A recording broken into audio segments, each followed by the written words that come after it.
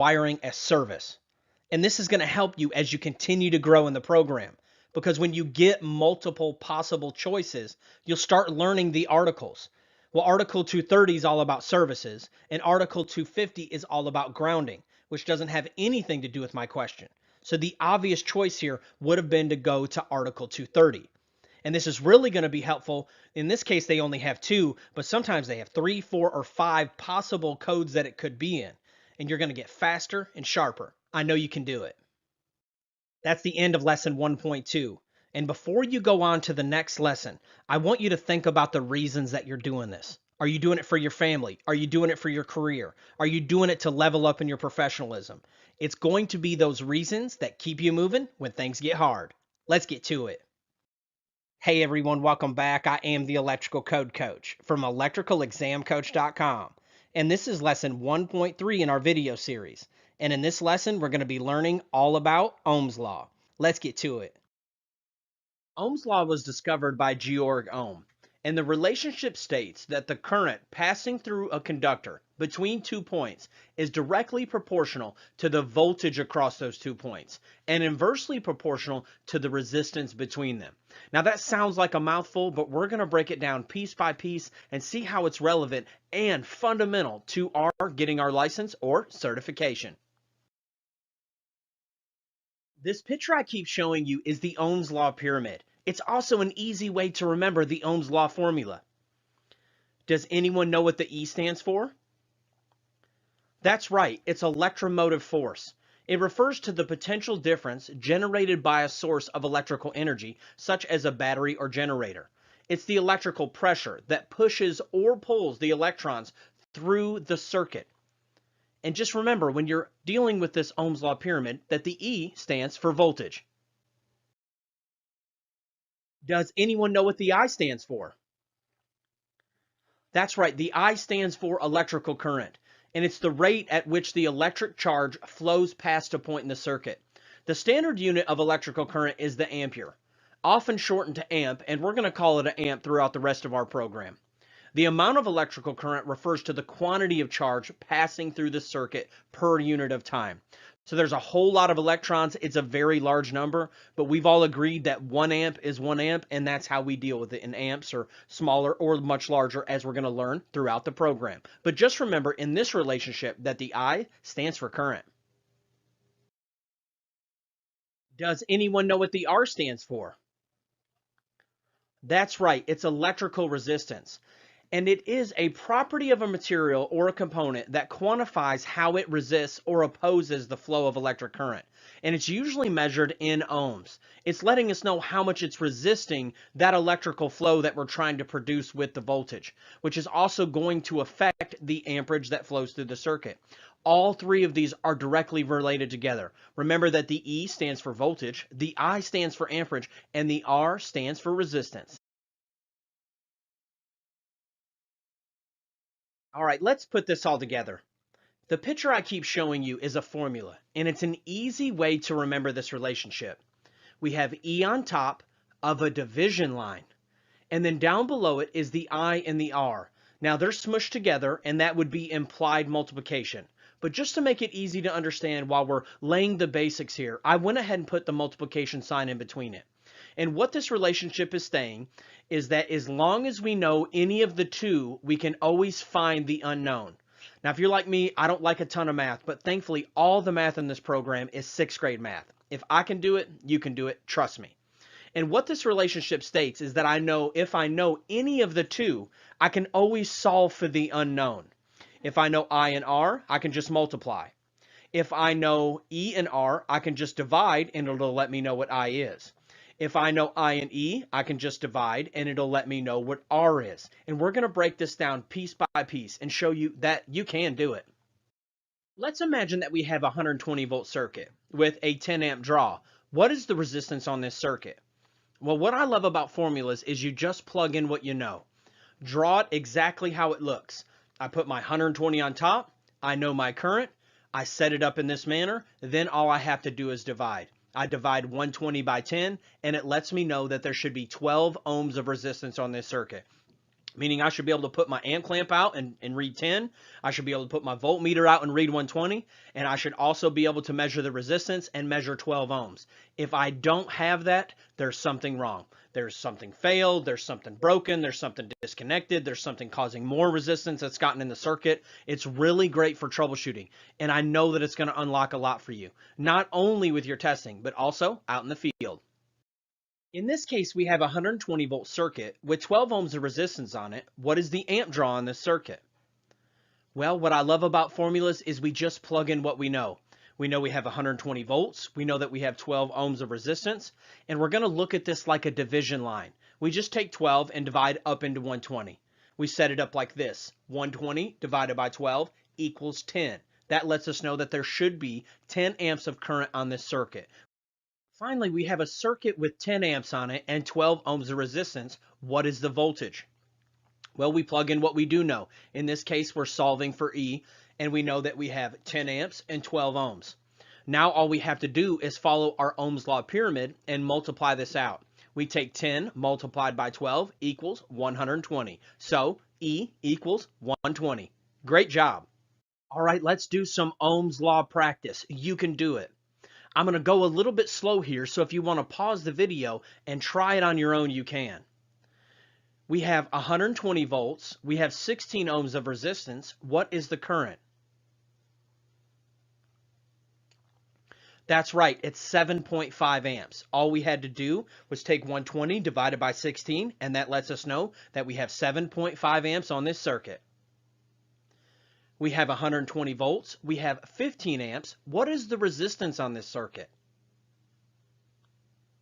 That's right, it's 8. Great job. All we have to do is take 120 divided by 15, and that lets us know that there is 8 ohms of resistance on this circuit. We have this scenario, and we're solving for voltage. We have 4 amps and 69.25 ohms of resistance. We take and multiply that out, multiply 4 multiplied by 69.25, and that lets us know that we have 277 volts on this circuit. Great job. Now let's learn about another relationship, and that relationship is called pi. And I don't know if you're like me, I love a good piece of pie. In this equation, we know that the I stands for amps and the E stands for voltage, and this equation is saying I times E equals P. But what does the P stand for? That's right, it stands for electric power. Electric power is the rate of energy consumption in an electrical circuit. The electric power is measured in the unit of watts. And this is true on our side of the tracks, that 75 watts is equivalent to 75p. Just like we set up our previous formula like this, we're going to set this one up like this. And I like to think of pi, P-I-E. Makes it easy for me to remember. And just like in the other formula, as long as we know 2 of the 3, we can always solve for the unknown. Let's give it a try. In our first scenario, we have a 1200 watt load on a 120 volt circuit. What will the amp draw be? Well, we just plug in what we know. We know the wattage, and we also know the voltage, and we're trying to solve for the current. And just like in the previous formula, all we have to do is divide. So we divide it out, and we end up with 10 amps. We have a 1200 watt load with a 10 amp draw. What is the voltage? Well, let's plug in what we know. We know our wattage and our amperage, and all we're looking for is to solve our voltage. So we divide and we get 120. And if we have a 120 volt circuit with 10 amps on it, what will the wattage be? That's right, all we have to do is multiply it out. And when we multiply 10 by 120, that equals 1200 watts. We're going to need to be very familiar with this for the rest of the program. We're going to have to convert back and forth between watts, kilowatts, back down to amps, and everything in between to be able to pass our examination. That's the end of lesson 1.3. I am the electrical code coach, and my bargain is that these videos will add value to you, and you will in turn add value to others. Let's get to it. Hey everyone, welcome back. I am the electrical code coach from electricalexamcoach.com. This is lesson 2.2 in our video series. and we're going to be diving into Article 220 load calculations. And just to clarify what we're doing, we are calculating the demand on a home in order to be able to size the main breaker, the wire, the pipe, the service, and everything that goes along with it. But before we can size all that, we have to know what is the demand on this home. And that's what we're going to be learning over the next few video lessons. Article 220 is broken down into 5 sections. The first one is general requirements. The second one is branch circuit load calculations. The third one is feeder and service load calculations. Part 4 is optional feeder and service load calculations. And Part 5 is farm load calculations. We're going to take you through each one of these piece by piece, except for farm load calculations. The odds of you ever being tested on that are very slim.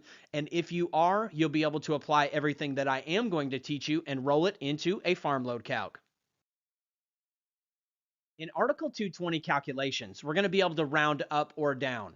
We're going to round up to the nearest whole number when it's 0.50 and above. And we're going to round down and drop it when it's 0.49 or below. I want to let you know, though, that we're only going to do it one time at the end of the calculation. You're not going to be rounding up and down in between each piece, or you'll definitely end up with the wrong answer. So let's imagine we have this scenario of 26 amps, and after we do all of our math, it equals 32.5 amps. Well, in this case, we're going to round up to 33 amps. Now let's imagine we have a similar scenario, and when we get our answer, it's 31.25. Well, in this case, it's 0.49 or less, so we are going to round down in this scenario. And that's how we're going to deal with all of our numbers in load calculations. When doing Article 220 load calculations, we're going to be using nominal voltages. Although our actual meter reading might be 115 or 130, for our calculations, we're going to be using nominal system voltages like 120, 122.40, 122.08. It makes it a lot easier to do these calculations, not having to guess or wonder what the actual voltage readings might be. The first thing that we're going to learn about for our whole home load calculation is how to calculate the general lighting and receptacle loads. This is going to cover all of our general lighting and general receptacles in places like bedrooms, living rooms, hallways, everywhere that's considered a general area. We've grouped all of them together and come up with a very easy way to do it. Now, what I'm getting ready to teach you only applies to residential 1, 2, and multifamily dwelling units. Before we go any farther, we need to define and clarify what is a 1, 2, and multifamily dwelling unit. Well, a single family dwelling unit, often called a one family dwelling unit, is exactly like it sounds. It is a single standalone structure or classified thereof. Secondly is going to be a two family. In our area, we call it a duplex. You may not use that terminology, but this is two homes that are smushed together and classified as a two family dwelling. And anything that is 3 or more is called a multifamily dwelling unit. It's very important that we understand these definitions because there's some codes that apply in certain areas than others that we have to watch out for. Not only in electrical, but also when we get into building, mechanical, plumbing, and zoning. And these are universal across all these trades. There's a single family, a two family, and a multifamily dwelling unit. The first question we have to ask is, how do we calculate the general lighting load? Are we going to calculate it per receptacle outlet, per lighting? Do we have to count them, add it all up? Thankfully, no, they've made it very simple. So we're going to calculate it at 3 watts per square foot. So for all of the general lighting and all of the general receptacles, all we have to do is take the square footage of the dwelling unit and multiply it by 3. But the code language actually uses VAs. So 3 watts per square foot or 3 VAs per square foot. But the question is, what is a VA? A VA is a volt amp, and for all of our testing, it's equivalent to a watt. So it's true for us to say that 2400 VAs is equivalent to 2400 watts. So for these calculations, we're going to be calculating them at 3 VAs per square foot. When calculating our general lighting and receptacle loads, we will use the outside dimensions of a building or structure. So we're going to measure from the outside of the building, both directions, do our multiplication, and that'll let us know how many square feet we have to multiply by. When calculating our general lighting and receptacle VAs, open porches and garages are not counted in our general square foot VAs. We do not count garages, open porches, carports, and spaces that are not adaptable for future use. How many VAs would you calculate before demand factors? Now, let me stop right there. I haven't taught you what a demand factor is yet, so I'm not going to teach you how to apply it to this part of the load calc because it's really the most complicated, especially if you don't know what a demand factor is. I'm going to teach you a little bit at a time what a demand factor is, and by the time we round back around to teach you how to do it, you'll be a pro at it. How many VAs would you calculate before demand factors in a home that is 1,500 square foot of living space on the main level with a 500 square foot attached garage and a 500 square foot unfinished basement that is adaptable for future use? Step one is find what our total square feet that we're working with. So we have our 1,500 general, we will count it. Then we're going to omit the 500 square foot of attached garage. We're going to count the 500 square foot of basement because in this question, it is adaptable for future use. In your testing, it'll say either or, and in the real world, it's almost always adaptable for future use, but you can work that out with your local electrical inspector. So all we have to do is total all that up. That gives us 2,000 square feet. Then we take our 2,000 square feet multiplied by 3 VAs per square foot, and we're going to select D. Great job. How many VAs would you calculate before demand factors in a home that is 2,800 square foot of living space on the main level with a 500 square foot upstairs bonus room and 500 square feet of open front porch? First thing we're going to do is total our square feet. Of course, we're going to count the 2,800 of general, but what about this bonus room business? Yes, we will count the 500 square foot of bonus room. I want to note that the bonus room is a part of the general square foot, but the question makers will put things like this in your test to throw you off. Then we are going to omit the open front porch. We total all this up and we get 3,300.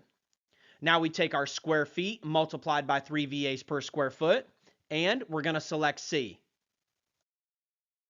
Now that we've learned about our 3 VAs per square foot, now we have to learn about what's called our small appliance and laundry circuit VAs. In every whole dwelling unit calculation, we're going to have 2 small appliance branch circuits calculated at 1,500 VAs each, and 1 laundry circuit calculated at 1,500 VAs each for a total of 4,500 VAs. Now this is something that we're only going to do and attach it to the general lighting load and receptacles before demand factors. We're only going to do it when we're doing a whole house load calc. We are not going to add it on to something like an individual dryer or an individual range. Those are calculated individually. This is only when we're doing a whole home load calc. And once we start doing them, I will make sure to reiterate to you so you understand when and how to apply this.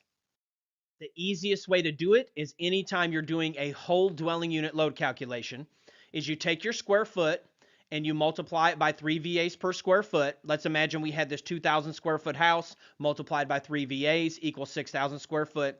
Then you just tack on the 4,500. It's for the 2 small appliance and the 1 laundry circuit. And you're only going to tack it on if you're doing a whole home load calc. All right, y'all, that's it for lesson 2. You can head over to electricalexamcoach.com to unlock the pro version and all of the quizzes and practice tests. Let's get to it. Hey everyone, welcome back. I am the Electrical Code Coach, and this is lesson 2.3 at electricalexamcoach.com. Today we're going to be learning about fixed appliances and how they work into a whole house load calculation. Fixed appliances include things like dishwashers in this picture, but it also includes things like garbage disposals, water heaters, central vacuum systems, and microwaves, and pretty much any other appliance once it's fixed. You'll notice in this bottom right-hand picture that there's 2 microwaves. One is not fixed, and the other one is fixed. And when you fix it to the wall or fix it so it can't move, either with plumbing or mechanical vents or anything else, it now becomes a fixed appliance, and there's a special way that they calculate them when doing a whole home load calculation. What it does not include is it does not include dryers or ranges. We're actually going to deal with those separately. So this includes all other fixed appliances except for dryers and ranges. Let's get to it. Before we dive into the calculations, let's learn about demand factors. We're going to be using them for the rest of the program. A demand factor is a multiplier that the code will use to decrease or increase the total calculated demand. The question is, will they use all 4 of these appliances at the same time? And the answer is no. So the code makers have made it so we can reduce the overall demand. Instead of just counting them watt for watt, they've made some multipliers that allows us to reduce the demand that we calculate. And remember, if we have less amps, we could have a smaller service. If we have smaller service, we could have smaller pipe, smaller wire, and a smaller overall cost of the job. The small appliance 75% rule works like this. Where 4 or more appliances are fixed in place, you can apply a 75% demand factor to the total calculated load of the appliances. I do want to note again that this excludes dryers and ranges. We're going to learn how to calculate those separately later in the program. So let's imagine that we have these appliances. And the question is, how do we calculate them all together to turn it into amps and later size our service, which sizes our wire and our pipe? What we're going to do first is find our total connected load. So we're going to go ahead and total all these up, and that equals 6,800. Then we're going to stop and check for demand factors. Step 1 in all load calculations is to get the total connected load. Then we're going to check for demand factors. And in this case, we can apply the 4 or more 75% rule. We take 6,800 multiplied by 0.75, and that gives us a new reduced load of 5,100 watts. And that's what we would take and add to our whole home load calculation. How many VAs would you calculate for a single family dwelling that has the following appliances: a 4,200 VA water heater, a 1,000 VA disposal, and an 1,100 VA dishwasher? First, we're going to find the total connected load. We total all that up, it equals 6,300 VAs. Now, we check for demand factors. In this case, we only have 3 appliances, so the 4 75% rule does not apply, and all we have to do is take our total. I do want to note that one of the 4 choices was as if you had incorrectly applied the 75% rule. In this case, because we only have 3, we don't apply any demand factor at all, and we take the total connected load at 6,300. Great job.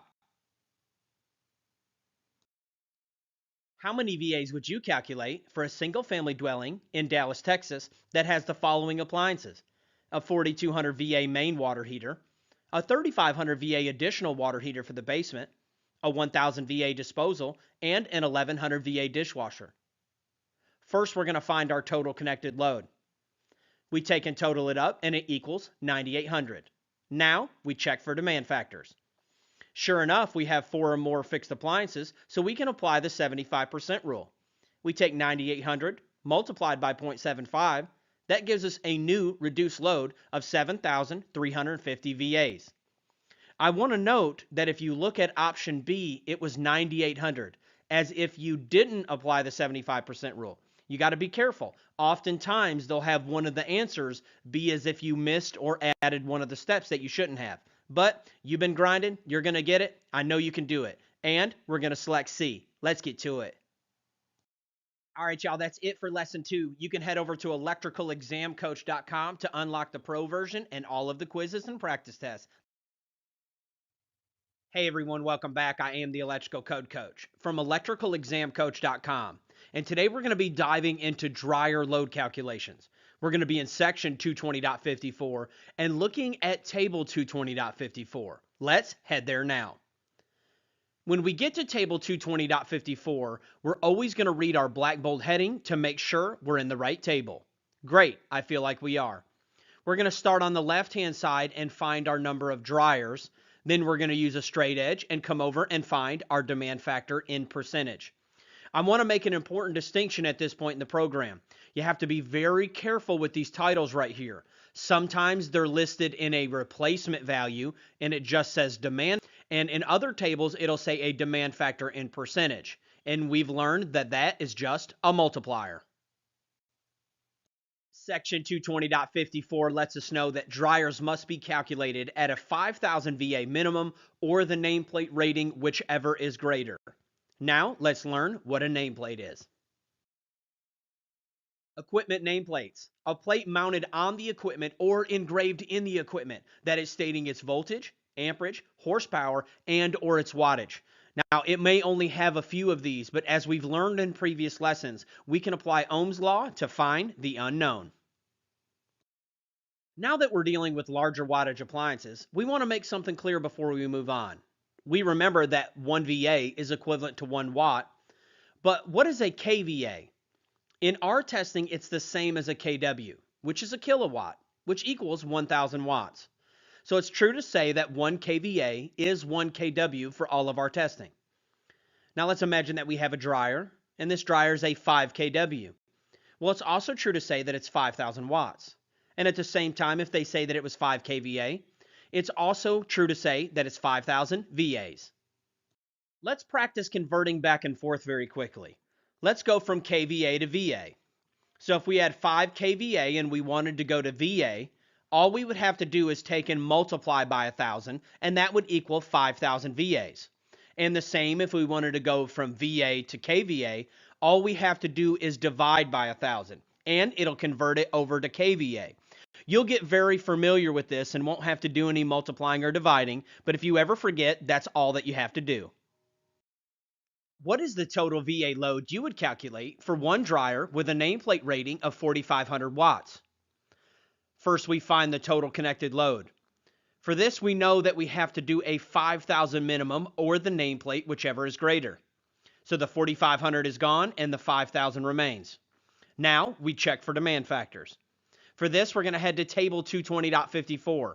And we're going to find that 1 through 4 dryers, it's at 100%, meaning that there is no demand factor. And we just select A. Great job. What is the total VA load you would calculate for one dryer rated at 5,200 VAs? First, we're going to find our total connected load. We know that we have to do a 5,000 minimum or the nameplate, whichever is larger. In this case, the nameplate's larger, so we're going to select 5,200. Now that we have our total connected load, we're going to check for demand factors. For this, we head to table 220.54. When we get there, we find that for 1 to 4 dryers, it's calculated at 100%. There is no demand factor. And we're going to select C. What is the total VA load you would calculate for one duplex with 1 dryer in each unit and a nameplate rating of 4,800 watts per unit? First thing we're going to do is we're going to find the total connected load. We know that it's a 5,000 minimum or the nameplate, whichever is larger. So the 4,800 is out and the 5,000 is in. Then we have to multiply it by our 2 units, and that gives us 10,000. Now we check for demand factors. For this, we head over to table 220.54, and we're going to find that 1 through 4 ranges is calculated at 100%. And we're going to select A. What is the total VA load you would calculate for an 11 apartment multifamily dwelling unit with 1 dryer per unit and a nameplate rating of 5,000 watts? First, we're going to find our total connected load. We know that it's a 5,000 minimum or the nameplate, whichever is larger. We take our 11 units, multiplied by 5,000, and that equals 55,000 VAs. Now, we check for demand factors. We head over to table 220.54. When we get there, we find the demand factor for 11 is 47%. So we take our original load, multiplied by the demand factor, and that gives us a new reduced load of 25,850 VAs. And we're going to select C. Great job. What is the total VA load you would calculate for a 17 apartment multifamily dwelling unit with 1 dryer per unit and a nameplate rating of 5,000 watts? First, we're going to find our total connected load. We're going to use 5,000 minimum or the nameplate, whichever is larger. We take our 17 units, multiplied by 5,000 each, and that gives us 85,000 VAs. Now, let's check for demand factors. When we get to table 220.54, we're going to find that it's a 47% base minus 1% for each dryer past 11. So what we do is first have to figure out how many dryers we are past 11. We have 17 dryers minus the 11 base, and that lets us know that we're 6 past 11. Well, what this code is stating is that 47% was our base multiplier, and then what we're going to do is minus 1% for each one that we are past 11. We were 6 past 11, so we're going to take our 47% base minus 6, and that's going to give us a new demand factor of 41%. Now, all we have to do is multiply. We take our original load, multiplied by 0.41, and that gives us a new reduced load of 34,850 VAs. And we're going to select B. Great job. That's the end of lesson 3.1. I want to encourage you and let you know that you're doing a great job and that you can do it. You can head over to electricalexamcoach.com to unlock all of the features in the pro version, including flashcards and practice quizzes. I want to let you know that I offer coaching 100% for free. All you have to do is just email me at electricalcodecoach@gmail.com. Let's get to it. Hey everyone, welcome back. I am the Electrical Code Coach from electricalexamcoach.com, and this is lesson 3.2 in our video series. Today we're going to be learning about how to calculate ranges and cooking equipment and how they fall into the whole house load calculation. We're going to be in section 220.55. We're also going to be in table 220.55. Let's get to it. When we get to table 220.55, we're going to read the black bold heading at the top of the table to make sure that we're in the right table. Then, starting on the left-hand side, we're going to find our number of ranges. 1, 2, 3, 4, 5, and so on and so forth. Then we're going to notice that there's 3 different columns. They're really in 2 different groups. It's column A and column B are grouped together under the demand factor in percentage column. And the reason that's so important for us to watch out is because column A and column B are multipliers. They're actual demand factors. But column C is a replacement value, and you'll understand more of what that means as we get farther through this video. Starting on the left-hand side in column A, this is when your individual range falls 3.4 or less kWs.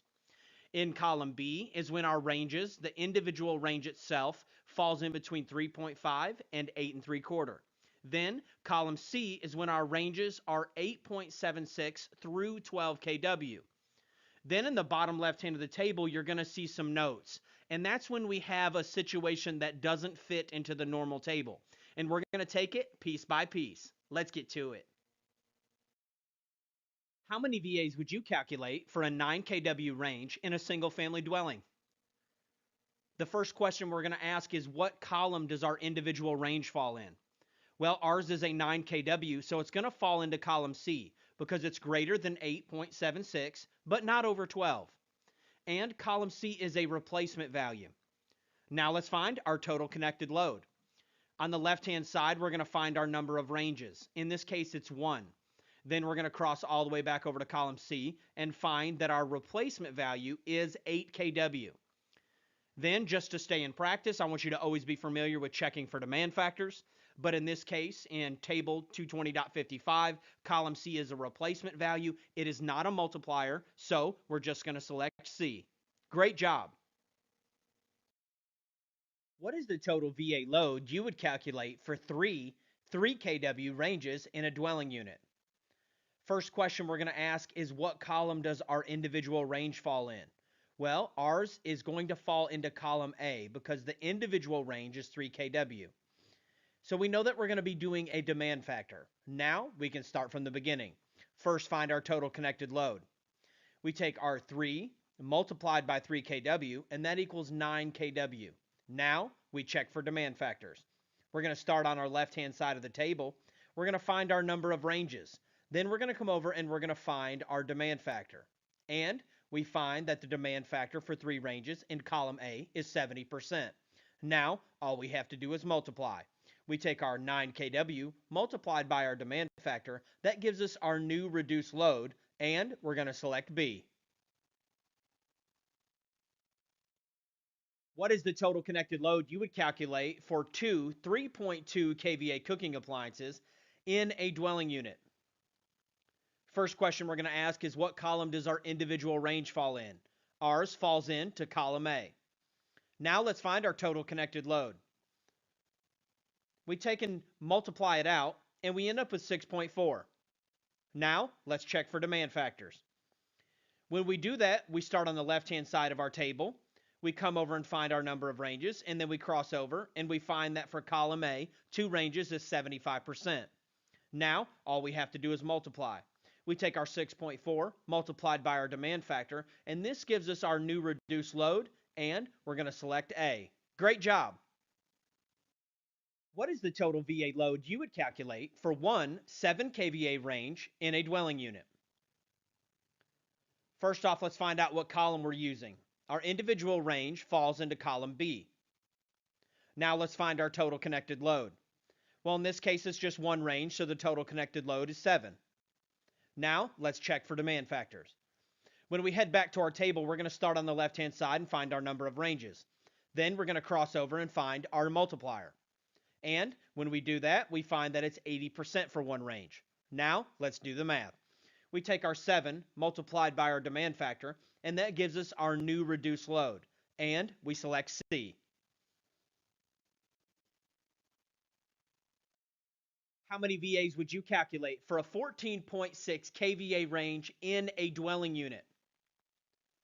Step 1, find out what column our individual range falls in. When we get to column C, we find out that it's only good through 12 kW. When it's over 12 kW, we have to use one of our table notes listed down below the table. In this case, we're going to be using note 1. Note 1 says that when you have ranges that are 12 through 27 kVA, what we're going to do is increase that column C value by 5% for each kW that we are past 12. Now that sounds really complicated, but I'm going to break it down piece by piece. Step 1 is find your total connected load. In this case, it told us to increase the column C value by 5%. So we start on the left-hand side and find our number of ranges, which is 1, and then we cross over and find the column C value, which is 8 kVA. It wants us to increase that number by 5% for each kW we are past 12. Well, we're 14.6 past 12. And what the code states is that you're going to increase it for each kW past 12 or major fraction thereof. That's just a fancy way of saying if it's 0.50 or greater, you're going to round up. If it's 0.49 or less, you're going to round down. Well, in this case, we're 0.6, so we're going to round up to 15 kVA. So we are 15, and we need to find out how many we are past 12. Well, to do that, we can do some simple math. We have 15. We need to minus the 12 base, and we have 3 left over. Then we need to take that 3 and multiply it by 5% for each one, which is a total of a 15% increase. We're going to take our original number from column C, and we're going to increase it by 15%, and that's going to give us 9.2 kW. The reason that I put the 1 in front of it is because that brought back the 8, and we increased the 8 by the 15%, and it gave us 9.2. And we're going to select A. Great job. What is the total VA load you would calculate for a 3 kVA cooktop and 2 4 kVA wall-mounted ovens in a dwelling unit? First thing we're going to ask is what column do the individual ranges fall in? Well, in this case, we find that it falls into column A and B. This question is very simple. All you have to do is treat the column A ranges individually, the column B ranges individually, and then total them together. So what we do is we find our total connected load. The column A ranges is just 1, so it's 3 kVA. The column B ranges, we have to do some math, and we end up with 8 kVA. Now, we check for demand factors. We head back to our table, and we start on the left-hand side for our column A ranges, and we find the multiplier for 1, and then we start on the left-hand side and find our number of ranges for our column B ranges and find the multiplier, and we're going to find that they're 80 and 65% respectively. Now, all we have to do is do the math. We take our column A ranges and do the math, take our column B ranges and do the math, but then we can't forget to total them back together, and we're going to select A. Great job. Hey everyone, welcome back. I am the Electrical Code Coach from electricalexamcoach.com. Today we're going to be calculating HVAC/VAs for our heating, venting, and cooling. The only code that we need to be familiar with is 220.60, and that's talking about non-coincidental loads. Let me explain what I mean. Usually in a typical house, you're not going to be running the heating and the cooling at the same time. So the code has made provisions for our whole house load calc that we only have to count the larger of the two. Let's get to it.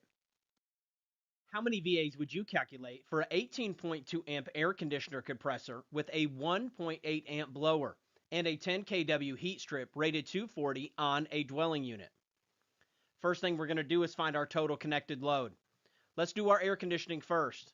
We take our 18.2 amps and then we add it with the blower motor.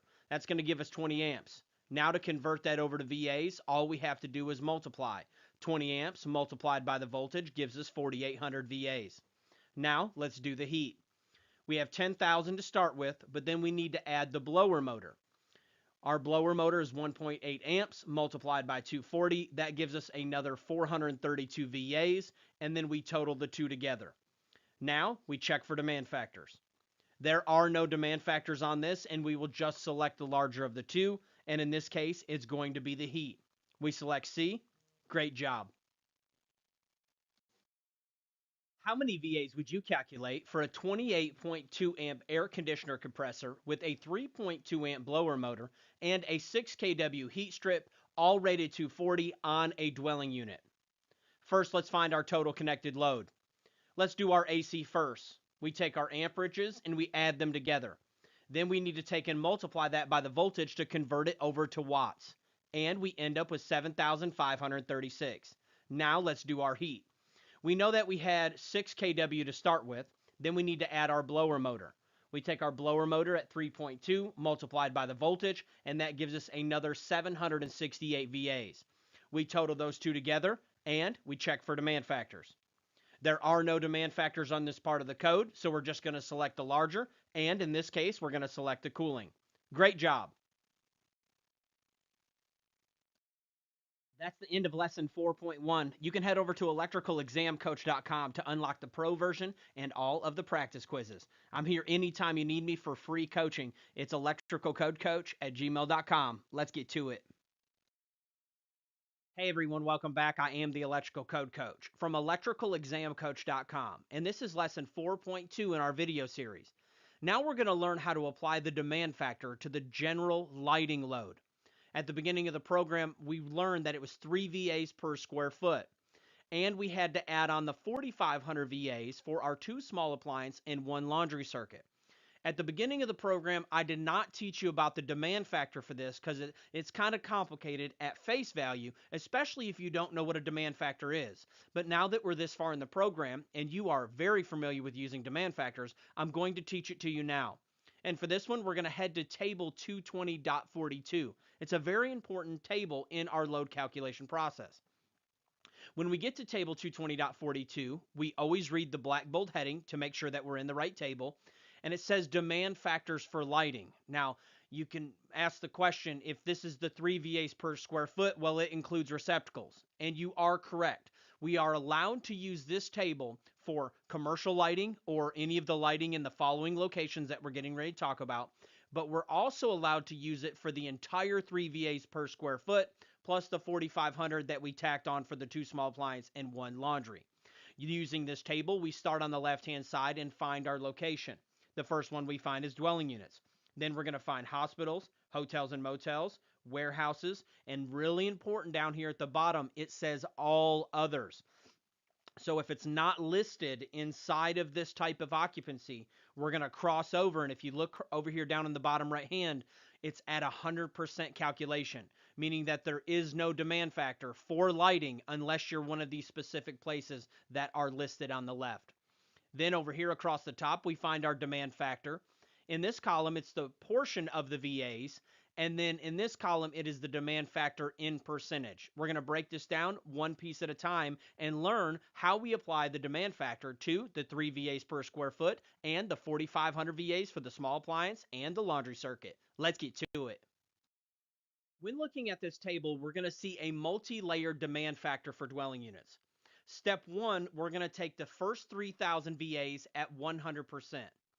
Step 2, we're going to take in between 3,001 through 120, which is technically just another 117,000 more. And that's how I'm going to refer to it for the rest of the program. We're going to take that percentage at 35%, and then we're going to take anything above and beyond that at 25%.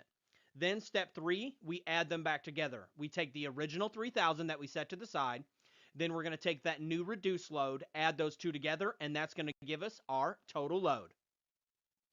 What is the total general lighting load you would calculate for a 1,600 square foot home, including the small appliance circuits and the laundry circuit in a dwelling unit after demand factors? I want to note that on your examination, they will not mention the small appliance and the laundry circuits. You just have to know that anytime you're doing the total general load or you're doing a whole house load calc, you have to tack on that 4,500 VAs. Step 1, find our total connected load. We're going to take our 1,600 square foot, multiplied by 3 VAs per square foot, and that equals 4,800 general square foot VAs. Now we need to tack on our 4,500 for our 2 small appliance and 1 laundry circuits. Then we take that load and we check for demand factors. We head to table 220.42. We're going to take our first 3,000 at 100%. Then we're going to take that remainder at 35%. Then all we have to do is total the two back together. And we're going to select D. Great job. What is the total general lighting load you would calculate for a 1,200 square foot dwelling unit? Notice that I took out all the pointers that we had in the previous slide. Anytime it asks for the total, you're always going to be applying a demand factor if there is one. And in every one of these type calculations, you're going to have the 2 small appliance and 1 laundry circuits. Step 1, find the total connected load. We're going to take our 1,200 square feet multiplied by 3 VAs per square foot, and that's going to give us 3,600 square foot VAs. Now we have to tack on our 4,500 for our 2 small appliance and 1 laundry circuits. 3,600 plus 4,500 equals 8,100.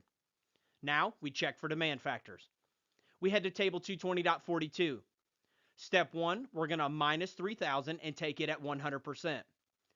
Step 2, we're going to multiply that by 0.35. All we have to do now is add them back together, and we end up with a new reduced load of 4,785 VAs, and we select A. Great job. That's the end of lesson 4.2. You can head over to electricalexamcoach.com to unlock all the quizzes, flashcards, and everything else that comes with the pro version. I offer my coaching 100% for free. All you have to do is email me at electricalcodecoach@gmail.com. Let's get to it. Hey everyone, welcome back. I am the Electrical Code Coach from electricalexamcoach.com, and this is lesson 4.3 in our video series. And today we're going to be tying all these pieces together that we've been learning about the whole home load calculation. We're going to learn how to take our general, our fixed appliances, our dryer, our range, our HVAC, and turn it into our whole home demand. Let's get to it. What is the total VA demand you would calculate for a 1,600 square foot home with the following loads?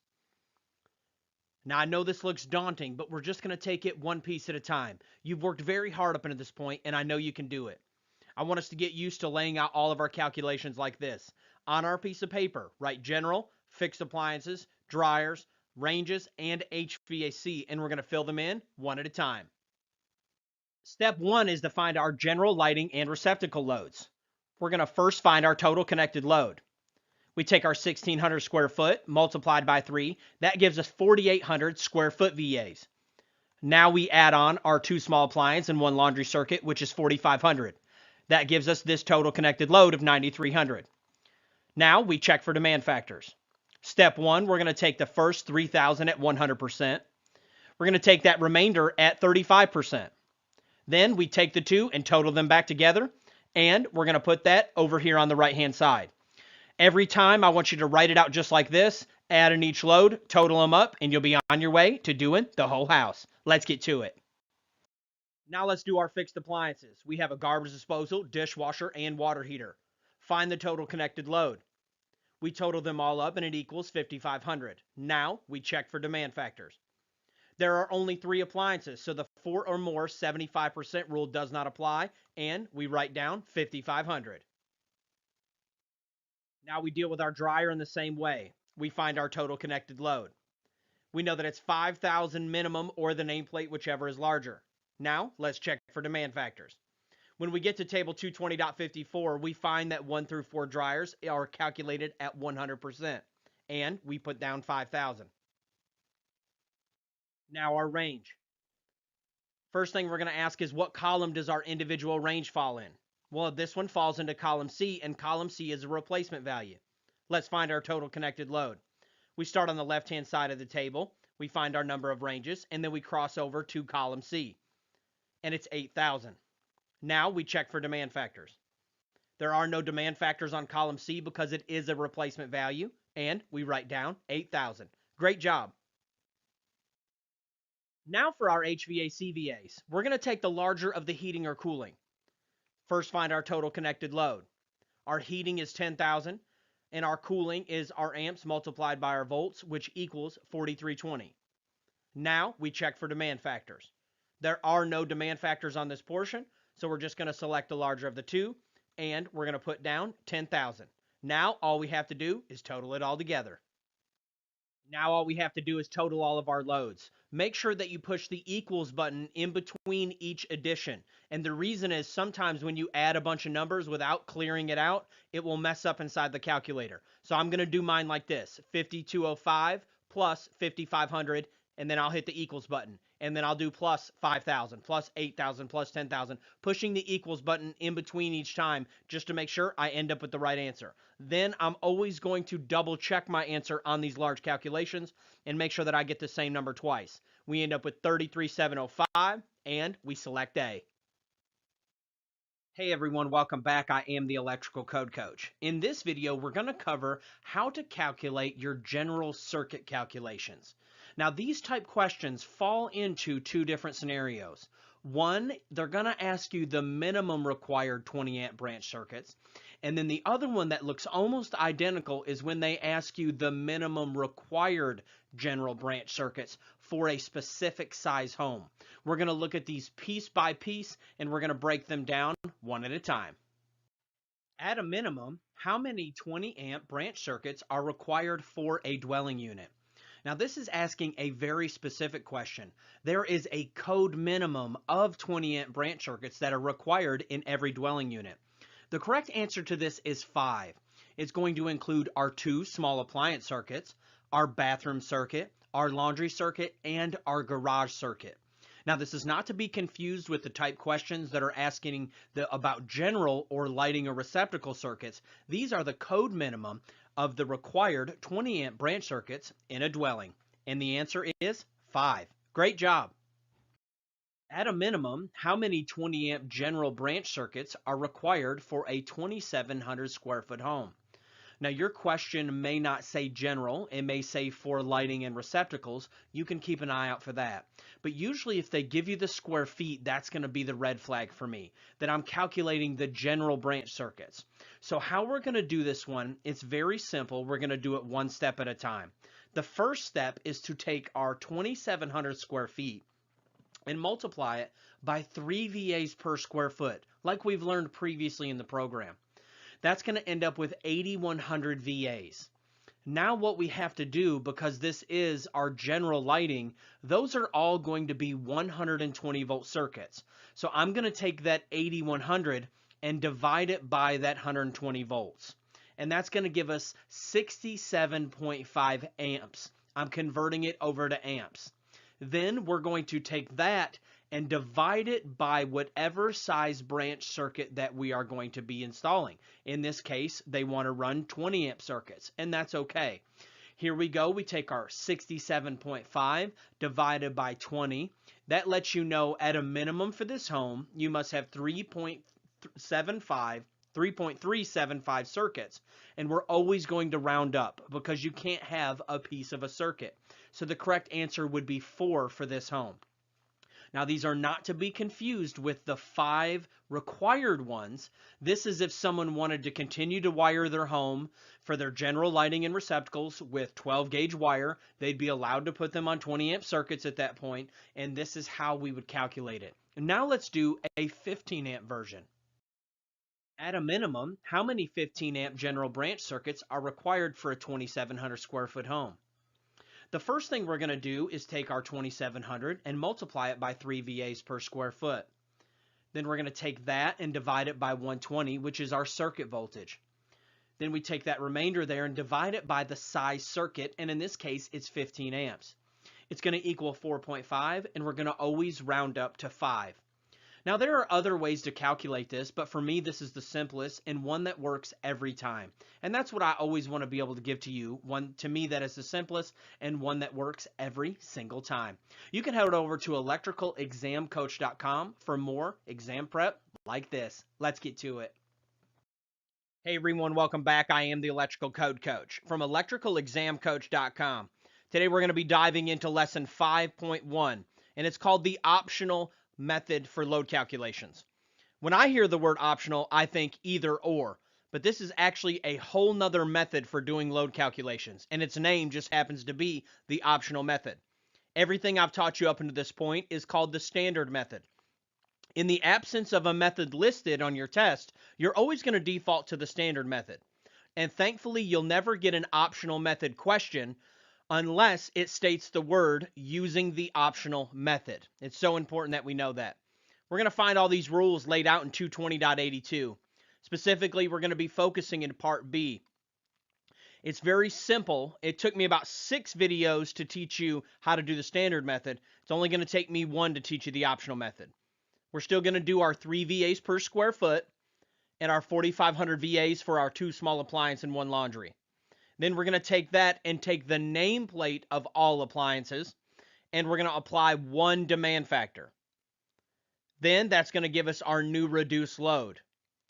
Now all we have left to do is total our HVAC. We're going to take the larger of the heating or cooling. We add that back to that reduced load from above, and we're going to have our total connected load. It's that simple. We're going to take it 1 piece at a time, and then we're going to put all the pieces together. Let's get to it. The optional calculations that we're about to learn apply only to a single-family dwelling unit. The optional method for a multifamily dwelling unit is very similar, just uses different tables and different demand factors in a little bit different way, and we'll learn all about that a little bit later in the program. Step 1 with any load calculation, whether standard or optional, is to get our general lighting demand. We're going to do our square foot VAs just like we did before. We take our square foot. Let's imagine we have a 1,600 square foot house. We multiply that by 3 VAs per square foot. That gives us 4,800. Now we need to tack on our 4,500 for our 2 small appliance and 1 laundry, just like we did before. Now we total them all up. The only difference is that we do not apply any demand factors at this point. We're going to apply a general demand factor later. How many VAs would you calculate for a single family dwelling that has the following appliances? A 4,200 VA main water heater, a 3,500 VA additional water heater for the basement, a 1,000 VA disposal, and an 1,100 VA dishwasher. First thing we're going to do is we're going to find the total connected load. With the optional method, we're going to take the nameplate rating of all these appliances. Now, let's check for demand factors. There are no demand factors yet at this portion of the calculation. All we're going to do is total up all these appliances, and then we'll apply 1 general demand factor here in just a little bit. And we select B. Great job. How many VAs would you calculate for a 4,800 watt dryer in a dwelling unit using the optional method? First, we're going to find our total connected load. With the optional method, we're going to use the nameplate rating of all of our appliances. We check for demand factors, and there are no demand factors yet at this portion of the process, and we select C. How many VAs would you calculate for a 15 kW range in a dwelling unit using the optional method? First, find our total connected load. We're going to use the nameplate of all appliances. Now let's check for demand factors. No demand factor applied yet, and the answer would be 15,000. Now that we've learned to take our 3 VAs per square foot and our 4,500, and then to take the nameplate of all the appliances, let's learn how to apply the demand factor to this portion of the calculation. It's super simple. You just total all that up and then apply 1 general demand factor. Let's get to it. Let's imagine we have this imaginary load of 32.8 of general lighting and appliances. Step 1, we're going to take 10,000 and set it to the side. Then we take that remainder at 40%. Then we can't forget to add back the 10,000. And we end up with 19,120. It's that simple. Then all we have to do from there is calculate the heating, like we're getting ready to learn, heating and cooling. We're going to choose the larger of the 2, and then we total those 2 numbers together, and that's our whole home load calc. With the heating and cooling optional method, we still will choose the larger of any 2 of the heating and cooling listed in 220.82C. It's very simple. If you get an optional method whole house or an optional method heating or cooling, you just go down and read the prescription for each part. There are 6 different parts. It tells you what to do. It's very simple and easy to understand. And then once you've calculated the heating and the cooling, you just select the larger of the 2. What is the total VA demand you would calculate for a 1,600 square foot home with the following loads using the optional method? I want you to take a minute and write all these down. That way you can follow along as I go through each screen. It's very similar to our standard method question. It's just going to go a whole lot smoother and a whole lot quicker. Step one with any load calculation, whether standard or optional, is to get our general lighting demand. We're going to do our square foot VAs just like we did before. We take our square foot. Let's imagine we have a 1,600 square foot house. We multiply that by 3 VAs per square foot. That gives us 4,800. Now we need to tack on our 4,500 for our 2 small appliances and 1 laundry, just like we did before. Now we total them all up. The only difference is that we do not apply any demand factors at this point. We're going to apply a general demand factor later. Now that we've got our general, all we have to do is find the nameplate rating of all of our appliances. We have them listed out here. We total them together, and that equals 21,300 VAs. Total those two together, and now we're ready to apply our demand factor to this portion of the load calculation. We take our first 10,000 at 100%. We take the remainder at 40%, and we can't forget to add them back together. Now let's go do our HVAC. Now that we have our new reduced load, let's add in our HVAC. We're going to select the larger of the heating or cooling. We work all the math out, and clearly the heat is much larger. We're going to take and add that to the party. After we do, we're going to have a total connected load of 28,240 VAs. Great job. All right, y'all, that's it for this lesson. You can head over to electricalexamcoach.com to unlock the pro version and the unlimited testing center. We also offer our full program on USB drive and DVD, so you can watch it offline and without commercials virtually anywhere. It also includes the MP3 files of all the lessons, so if you just want to listen to them as you drive down the road or while you're on the job site, you can do that. You can check out all that in the link in the description below. Most importantly, I want you to know that I offer 100% free coaching in life and in business. Just email me at electricalcodecoach@gmail.com. I just want to see you guys win. Let's get to it. Hey everyone, welcome back. I am the Electrical Code Coach from electricalexamcoach.com, and this is lesson 5.2 in our video series. We're going to be in section 220.14, and we're going to be doing a good overview and a great foundation of commercial load calculations. Later in the program, if you'd like to do some more obscure, more rare commercial load calculations, you'll have the opportunity to do that as well. Let's get to it. How many VAs would you calculate for 7 branch circuits where each branch circuit was dedicated for signs and outline lighting in a commercial building? Step 1, find our total connected load. For this, we're going to go to 220.14F, and it lets us know that for each circuit, it's going to be 1,200 VAs per circuit. We have 7 circuits multiplied by 1,200 equals 8,400 VAs. Now, let's check for demand factors. Anytime you're doing commercial lighting, you're going to go to table 220.42 if you're in the 17 or the 20, or table 220.45 if you're in the 23. Same table, different title. And when we get there, we're going to start on the left-hand side of this table, and we're going to look for our type of occupancy. It does not mention a generic commercial building. It only mentions dwelling units, hotels and motels, so on and so forth. So if your area is not listed, you have to go down to the bottom to all locations not specified below. Then we cross over and find out that there is no demand factor when you're dealing with this type of lighting, and we're going to select C. Great job. There are 2 25-foot sections of show window lighting in a bookstore front in Johnson City. What is the branch circuit VA load that you would calculate? Step 1, we're going to find our total connected load. For this, we're going to head to 220.14G. It's going to let us know that it's 200 VA per linear foot. We take our 50 feet multiplied by 200 VAs each. That's going to give us a starting connected load of 10,000 VAs. Now, we check for demand factors. We're going to head over to that same table, and we're going to look for our type of occupancy here on the left. And we're not going to find it. We're going to find that we cross over and that it's 100%, so there's no demand factor applied, and we're going to select B. Great job. For commercial occupancies, what is the calculated receptacle outlet load per yoke? First, we're going to find our total connected load. For that, we're going to head to 220.14I, and it's going to let us know that it's 180 VAs per yoke. But the question is, what is a yoke? This is a yoke. Starting on the left-hand side, it's also a device strap. It's what holds all the pieces together. What this code is stating is that whether we have a single, a duplex, or even this old school triplex here, each one of those would count as 180 VAs each. I like to think about it as each gang counting as 180 VAs. So if I have a single gang box, it's 180 VAs. If I have a two gang box and they're both containing receptacles on each side, it would count as 180 VAs per gang, and so on and so forth as you went to 3 and 4 gangs. Anytime you're dealing with a device strap, whether it has 1, 2, or 3 receptacles on it, it's 180 VAs per yoke. Now, let's check for demand factors. There are demand factors that are allowed to apply to a whole load calculation like this. Our question was just asking for how much per yoke, so we're not going to apply anything, but we're going to learn in the next question how to apply the demand factor to this portion of the calculation. And we select B.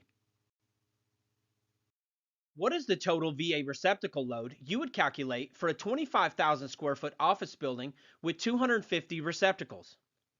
First, we're going to find our total connected load. To do that, we're going to head to 220.14K if we're in the 17 or 20, and we're going to head to 220.14J if we're in the 2023. Same information, different name. Both of them state that we must select the larger of one or two. So we're going to do two different calculations and select the larger of the two. Part 1 says that you must calculate it at 180 VAs per yoke, like we learned before. And Part 2 says you must calculate it at 1 VA per square foot. Let's do our first one. We have 250 receptacles multiplied by 180 VAs each. That gives us 45,000 VAs before demand factors. Part 2 says we need to take it at 1 VA per square foot. So we take 25,000 square foot multiplied by 1. That equals 25,000 square foot. That portion of the calculation we're done, but that first part, there is a demand factor that applies to it. So we check for demand factors. That leads us to table 220.44 if we're in the 17 or 20, and table 220.47 if we're in the 2023. Same information, different title. When we get there, we're going to see it's very similar to table 220.42 and 220.45, depending on what code cycle we're in that we're going to start on the left-hand side, and it's going to tell us our portion of VAs, and then on the right side, it's going to tell us our demand factor in percentage. And this table is for non-dwelling unit receptacles. Let me break it down one step at a time. What this table tells us to do is to take our first 10,000 VAs at 100%. Then we take that remainder and multiply it by 0.50. And then we can't forget to add the two back together. We take the 10,000 that we set to the side. We take the new reduced load. We add them together and we get 27.5. And we select B. Great job. Hey everyone, welcome back. I am the Electrical Code Coach from electricalexamcoach.com. And this is lesson 5.2 in our video series. We're going to be in section 220.14, and we're going to be doing a good overview and a great foundation of commercial load calculations. Later in the program, if you'd like to do some more obscure, more rare commercial load calculations, you'll have the opportunity to do that as well. Let's get to it. All right, y'all, that's it for this lesson. You can head over to electricalexamcoach.com to unlock the Pro version and the Unlimited Testing Center. We also offer our full program on USB drive and DVD, so you can watch it offline and without commercials virtually anywhere. It also includes the MP3 files of all the lessons, so if you just want to listen to them as you drive down the road or while you're on the job site, you can do that. You can check out all that in the link in the description below. Most importantly, I want you to know that I offer 100% free coaching in life and in business. Just email me at electricalcodecoach@gmail.com. I just want to see you guys win. Let's get to it. I'm going to start out with learning about calculating DC total resistance of series circuits. Now, this is a very basic DC fundamentals course. This is not a DC fundamentals course. You could teach an entire 10-week course on DC fundamentals. I really encourage you, get familiar with that in your career. I'm just going to teach you some basic things on some questions that you may face on your examination. If you look at this circuit here, they're both the same picture. If you look at it, you have the battery symbol there, and we're going to go with conventional flow, saying it flows from the positive through the resistors to the negative. Electron flow would be from the negative to the positive. But our example here shows it from the positive, going through the resistors, coming back, through the negative. We're going to learn how to calculate total resistance of DC circuits. We're also going to learn how to calculate voltage drop across the DC circuit. The total resistance of a series circuit is equal to the sum of the individual resistances. RT, which just means resistance total, is equal to R1 plus R2 plus R3, and so on and so forth, however many resistors you have. We have a 12-volt battery in this case. We have 3 ohms on R1, 3 ohms on R2. So this is going to give us an RT of 6 ohms. So RT is equal to the total of all the resistors. In this case, R1 is 9 ohms. R2 is 4 ohms. So RT is going to be 13 ohms. Now let's learn about voltage drop of series circuits. First, we must calculate what the amp draw is on the circuit. If we know the voltage in the resistance, how could we calculate the amperage? We learned in week 2, part 1 about Ohm's law. First, we must get the total resistance and then apply Ohm's law. So in this case, it is 9 plus 4. It's going to be 13 ohms. So what we do is we set up our formula so we remember, and we plug in the knowns. In this case, we know that it's a 12-volt circuit. We got 13 ohms of resistance. All we must do now is to divide 13 up into 12, and that's going to give us our amperage. In this case, it's 0.923 amps. Second, we must use Ohm's law again to find the voltage drop across any given resistor. The voltage drop is going to be equal to R1 multiplied by I, and voltage drop of a resistor 2 is going to be equal to that resistor multiplied by I. Because remember, we're just trying to find the voltage drop. So E equals IR. Just plug in the knowns. In this case, we know the I and we know the resistance, and we're looking for the voltage drop. So we just multiply those two together. On this other side here, we just plug in the knowns, and we know the amperage and the resistance, and we just multiply that, and that's going to give us the voltage drop. So the voltage drop of R1 is 8.3 when we did our multiplication, and the voltage drop of R2 is 3.7. Okay, a quick recap. The voltage drop of R1 is 8.3. The voltage drop of R2 is 3.7. 8.3 plus 3.7 is going to equal 12 volts. The voltage will be equal to the sum of the voltage drop across all resistors, and that's how you double check your work. Now we're going to learn about calculating DC total resistance of parallel circuits. We're also going to learn about calculating voltage drop across an individual resistor in a parallel circuit. How many of you have already studied parallel RT questions in the past? The total resistance of a parallel circuit is expressed in this formula. R total is equal to the reciprocal of R1 plus the reciprocal of R2 plus the reciprocal of R3, and so on and so forth. To get the reciprocal of a number, you will just divide that number up into 1. What we're going to do is first get the reciprocal of each resistor, then take the reciprocal of that number, and that is going to give us the resistance total. This is another way to look at the formula. The reciprocal of R total equals the reciprocal of each one of those numbers. So that's another way to look at it. Okay, so we have 6, 3, and 9 as our resistors. So what is the total resistance of this parallel circuit? I want to note out right away that we have 4 options here in our question. The answer is always going to be smaller than the smallest resistor in the circuit.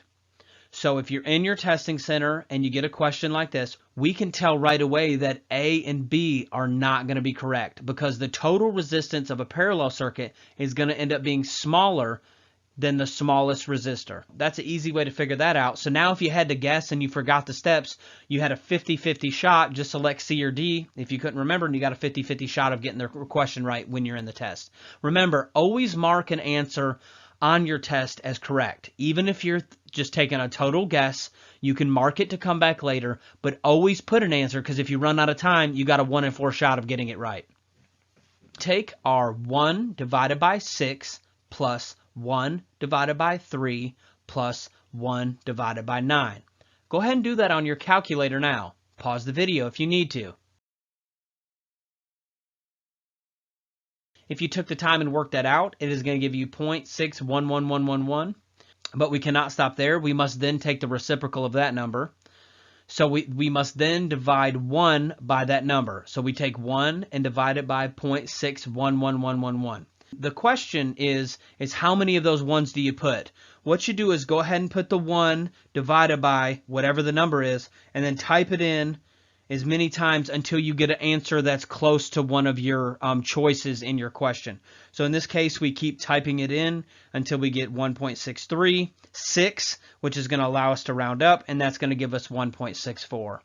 I'll point this out that the testing center is not going to put them that close that if you did not round up or down, you're going to get the answer wrong. If you notice in our question, D is one whole number larger than that, you're going to be okay there. So just type it in until you feel comfortable with one of the answers that's represented. And then we rounded up and we selected C. Let's do another one. What is the total resistance of this parallel circuit? We look right away and we see that our smallest resistor is 2, so we know right away that C and D are incorrect. It's going to be either A or B. So let's move forward. So we take 1 divided by 2 plus 1 divided by 8 plus 1 divided by 10. We cannot stop there. We must then divide 1 by that number. That is going to give us 1 divided by 0.75. And that is going to give us 1.3793. We're just going to round up to 1.38. If you have chose to go with our testing center, we're going to have these questions on there. We also have detailed answers on how to work through the questions. Hey everyone, welcome back. I am the Electrical Code Coach from electricalexamcoach.com. And this is lesson 5.4 in our video series. And in this lesson, we're going to be learning all about voltage drop. Let's get to it. If you were to do an internet search for a voltage drop formula, you would likely find this one right here. Voltage drop equals 2 kDi over C mil. And that is an excellent formula. And it's actually the one that I use. But I've rearranged it so it's easier to remember. I do it like this. 2 kid over C mil. Easy to remember and easy to plug in. And what this is, just like previously in the program, this is implied multiplication. So it's going to be 2 multiplied by K, multiplied by I, multiplied by D, divided by C mils. Now let's learn what each one of these individual pieces mean. 2 is going to be our constant multiplier for single phase. If we're doing 3-phase, we're going to use 1.732 as our multiplier. K is going to be the K factor. And I want you to think of it like a multiplier for your wire. For copper, it's 12.9, and aluminum, it's 21.2. Don't worry about remembering all this. If you're able to bring in uglies into your test, it has it in there. Your state might allow you to write inside your book. You can just write it in there. And if you have to do it like I did, you'll just go into the exam, and the first thing you'll do is write it down on your scratch piece of paper. I is your current in amperes, and D is going to be your distance. And you don't have to put it both ways. It's whatever distance the question says, you can plug it in one time. That's why I love this formula. And the C mils are going to be the circular mils of the wire. And we're going to teach you how to look up those. To find the C mils of a wire, we need to head to Chapter 9, Table 8. It's toward the back of the book in the Chapter 9 tables. Go ahead and head there now. When we get there, we find that there's a lot going on with the table, but just like every other table, we only need to focus on what we need to focus on. On the left-hand side, we're going to find our size of wire, and you'll notice all of your familiar friends, 14, 12, 10, then it goes down into larger numbers like 3/0 and 4/0, then it goes into the KC mils, and that's where we get those circular mils from, 250, 300, 350.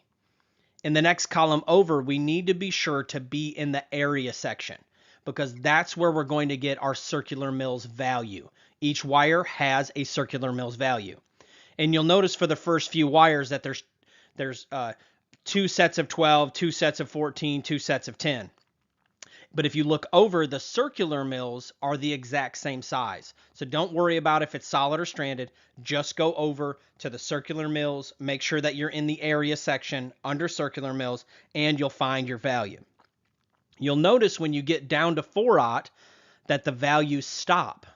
And the reason is because the left-hand side of this table, the 250, 300, and 350, are already showing you what the circular mils are in KC mils.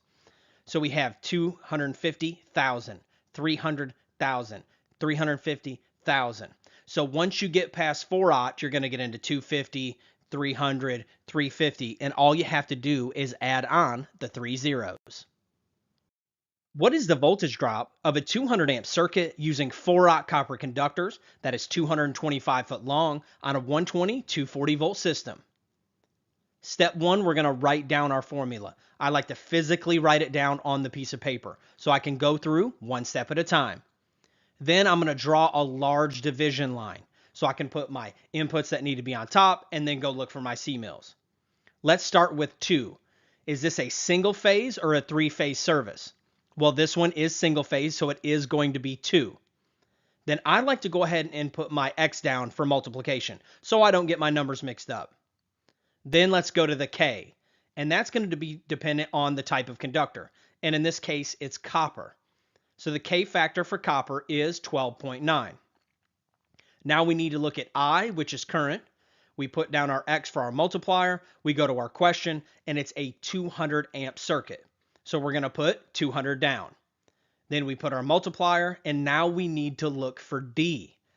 Well, our D is 225 foot, and we put that down. Now we need to find our circular mills. And for that, we're going to be looking for 4-aught in the table. When we head to Chapter 9, Table 8, we're going to start on the left-hand side and come down and find 4-aught. Then we're going to cross over and we're going to find that it's 211600. Anytime it's a long number like that, I don't try to figure out my thousandths or tens, or I just say 211600 and I write that down. Then I write that down right under here. Now all we have to do is go to our calculator and plug it in. And all we have to do is plug in our values. We take 2 multiplied by 12.9 equals multiplied by 200 equals multiplied by 225 equals, and then we divide that by 211600. And it's as simple as that. That lets us know that we have a 5.48, which we would round up to 5.5 voltage drop on this circuit. And we select B. Great job. That's the end of lesson 5.4. You can head over to electricalexamcoach.com for more practice questions and lessons like these. Let's get to it. Hey everyone, welcome back. I am the Electrical Code Coach from electricalexamcoach.com. This is lesson 6.1 in our video series. Today we're going to be learning all about box fill. We're going to be in section 314.16, and we have 2 primary tables that we're going to be using. The first one that we're going to cover is 314.16a. Let's get to it. On the left-hand side is going to be our box size in inches. The next column over is going to be the type of box, and there are several different types of boxes. The first one is going to be the round octagonal box. A round box is truly circular, and the picture listed here is actually an octagonal box. I want to give a shout out to homedepot.com. It's where I snagged all these pictures. The next 3 lines you'll notice say square. And these boxes are true 4-square boxes. They're 4 by whatever the depth is. And if you look back over here to your dimensions where the box size in inches is listed, this box states that it's a 4 by whatever the depth is. There are 3 different depths. The next 3 lines you'll notice say square as well, but its dimensions are a little bit different. It says 4 11/16 by 4 11/16 by whatever the depth is. Down below there start your device boxes in all different shapes and sizes. Finally, we come to our masonry boxes. Listed below there, you're going to see different type of raised covers, which also give you a little bit more cubic inch volume inside of your box. The next column that we need to pay attention to is this middle one right here. Now, in the NEC, it actually says a minimum volume, which is kind of deceptive to the installer because it's actually your maximum volume that you're allowed to fill that box. And it's listed in cubic inches. That's all we're concerned with. We're not concerned with any metric designators inside of this table. We want to be dealing with cubic inches. And the reason it's cubic inches is because we have 3 different measurements. We have 4 by whatever the depth is. In this column, you're going to find the maximum that you're allowed to fill each box. Then when we come over here to the far right of the table, it's one of my favorite pieces. It's actually like a cheat sheet. If all of your wires are of the same size, you can use this part of the table and make it very simple on yourself. First thing you'll do is you'll come over and find your gauge of wire. Then you'll come over here and find your type of box, and then come over and tee off with how many wires can fit inside of that box. It's very simple. Now let's look at the second table that we're going to be dealing with for box fill. And it's right below there. It's 314.16b. And this one's very simple to understand. On the left-hand side is our conductor size. And on the far right-hand side is going to be our cubic inch volume. Every box can only handle so many wires and devices. And that's what we're going to learn in this lesson here today.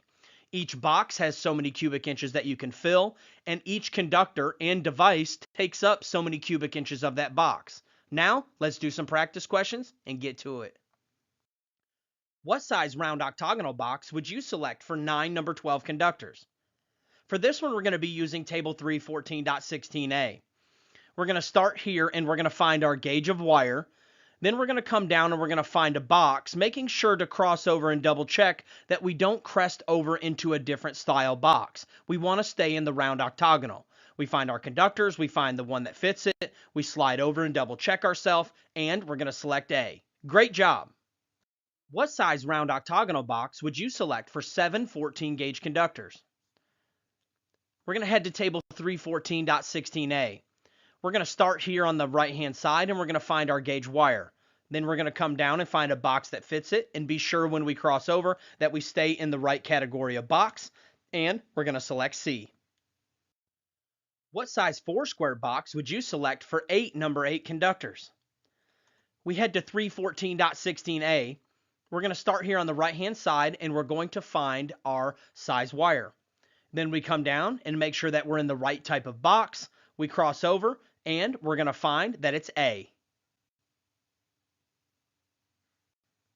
How many number 10 conductors can you fit inside of a 4 11/16 by 1.5 inch square box? It's the same process, just looking at it differently. We're going to go ahead and come to our table, 314.16a. We're going to find our gauge conductor. We're going to come down and find our box, make sure we cross back over, and we find that we can fit 11 inside of this box. How many number 8 conductors can you fit inside of a 4 by 2 1/8 by 1.5 inch device box? We head to 314.16a. We're going to find our gauge wire. Then we're going to come over and find our type of box and size, make sure we do everything correctly, and we're going to find that it holds 3. What is the maximum cubic inch volume for a 3 3/4 by 2 by 2.5 masonry box? For this one, we're going to head to 314.16a, and we're going to use that middle column, that volume column, and we want to find out how many we can do. We come down, we look very closely, and we find that it's 14 cubic inches.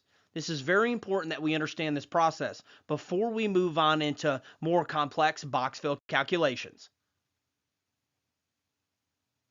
What is the maximum cubic inch volume for a 4 11/16 by 1.5 inch square box? We're going to use the same process. We head to our table.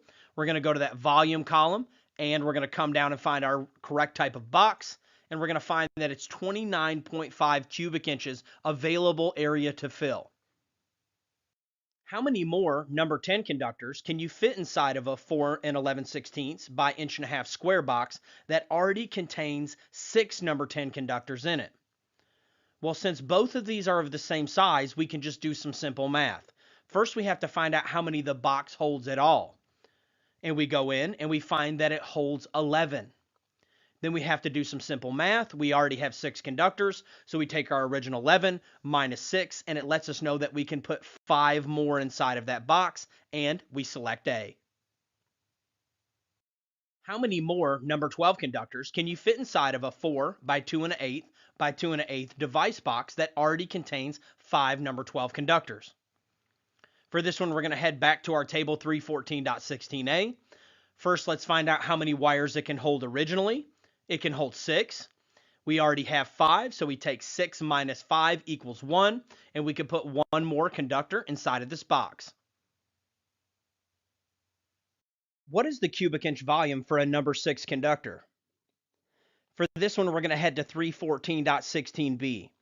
We're going to start here on the left-hand side of the table and find our size conductor. Then we're going to come over and we're going to cross over to our cubic inch volume, and we're going to select D. Great job. What is the cubic inch volume for a number 12 conductor? Head back to 314.16b, start on the left-hand side and find our size conductor, then cross over to the cubic inch volume, and it's stating that for every number 12 that's in that box, according to the count, which we're getting ready to learn, takes up 2.25 cubic inches of that box. Let's get to it. What is the total cubic inch volume you would calculate for 4 12-gauge conductors and 3 14-gauge conductors? First thing we're going to do is head to our table. Now we have to do some simple math. Let's grab all of our 12-gauge conductors first. We have 4 of them. Multiply it by 2.25. That equals 9 cubic inches. Now let's snag our 14s. We take 3 multiplied by 2, and that gives us 6 cubic inches. But now we can't forget to add them back together. Total it all up, and these conductors are taking up 15 cubic inches of this box, and we're going to select C. What is the total cubic inch volume for 3 10-gauge conductors and 5 8-gauge conductors? We head straight to our table. We do some math here. We bear out the 10-gauge conductors. Then we bear out the 8-gauge conductors. We total those two back together, and we find that it's taking up 22.5 cubic inches, and we select B. What is the smallest device box you could use to fit 4 12-gauge conductors and 3 14-gauge conductors? For this one, we're going to be using tables A and B. Let's start over here in table B and get our total count. Then we'll go to table A and find which box fits it. We do the math on our 12-gauge conductors. We do the math on our 14-gauge conductors. These conductors are taking up 15 cubic inches. The code wants to know the smallest box that will fit it. So we come over here to our middle column, the volume column, and we slide down until we find a device box that just fits it. And we're going to find that it's a 3 by 2 by 3.5. What is the smallest round octagonal box you could use to fit 3 10-gauge conductors and 3 12-gauge conductors? For this one, we're going to be using both the tables again. Let's go ahead and bear all of our math out. And we find out that these conductors are taking up a total of 14.25. Now let's head over here to table A and go down the volume column until we find the right type of box, which is right up here at the top, the round octagonal boxes. Find the one that fits, and it's a 4 by 1.5 inches. Great job. Now let's learn about the rules for box fill. We're getting ready to cover a lot of ground, and this is something that you have to master. But don't feel like that you have to master it in one pass. Watch this part of the video over and over until you thoroughly understand it. We're going to learn how to count conductors now for our box fill calculations. We have to accommodate for each wire and then also for the different devices and fittings that we use out in the field. We're not going to be dealing with equipment grounding conductors at first. We're going to calculate those separately at the end of this slide. So now we're dealing with only neutrals and hots. Each conductor counts as 1 of whatever gauge it is. So each 12 counts as 1, each 10 counts as 1, whatever gauge wire it is. Each conductor that passes through the box counts as 1. So even if it doesn't terminate or splice inside that box, if it's passing through that box, it counts as 1 each. Each internal clamp only counts as 1 total based off the largest conductor that's in the box. Let me show you what I mean. This is an internal clamp. The clamping mechanism is inside the box. Well, it's taking up some of my space, so we have to account for it somehow. What this code is stating is it doesn't matter if I have 1 or 5 of these clamps, we're only going to count it as 1, and it's going to be grouped with whatever the largest conductor is in the box. Meaning if I have 12 and 10 gauge conductors inside that box, this internal clamp would count as 1 10 gauge conductor. All of the fittings we're going to convert over to conductors, then the conductors we're going to convert over to the cubic inches, and you'll know more of what that means as we go through this lesson. This is an external clamp because the clamping mechanism is on the outside of the box, and we don't have to count those at all for box fill purposes. Next, each stud or hickey that is present in the box shall count as one total based off the largest conductor that's in the box. Now, these are really old words, probably from the 30s if I had to imagine, but they still use them on examinations today. And this is what we're talking about. Imagine that we're hanging a chandelier. This we would call the stud or the nipple, or, this would be the nipple, this would be a nipple, but they're calling this the stud and this a hickey. And they still use this terminology on exams today, so you definitely need to understand. In this scenario here, in this picture, the stud would count as one of whatever gauge was in the box that was the largest, and the hickey would count as one of whatever gauge was in the box that is the largest. And we're going to do lots of practice, so don't worry about it. Now we need to account for device straps and yokes. What the code states is that for each device, strap, or yoke, it's going to be counted as 2 based off the largest conductor that's connected to the device. As we learned earlier in the program, this is a device yoke, or what we call a device strap. So each one of those, and how I like to think about it, is each gang of a box. If you have a single gang box, 2 gang box, or 3 gang box, each gang is going to count as 2 based off the largest wire that is connected to the device. So if I had a box that had 12 gauge on one switch and 14 gauge on another switch, the first switch would count as 2 12s and the second switch would count as 2 14s. Now let's deal with equipment grounding conductors. Let's deal with the 2017 first. If you are on the 2017 code, this is how you deal with equipment grounding conductors that are in the box.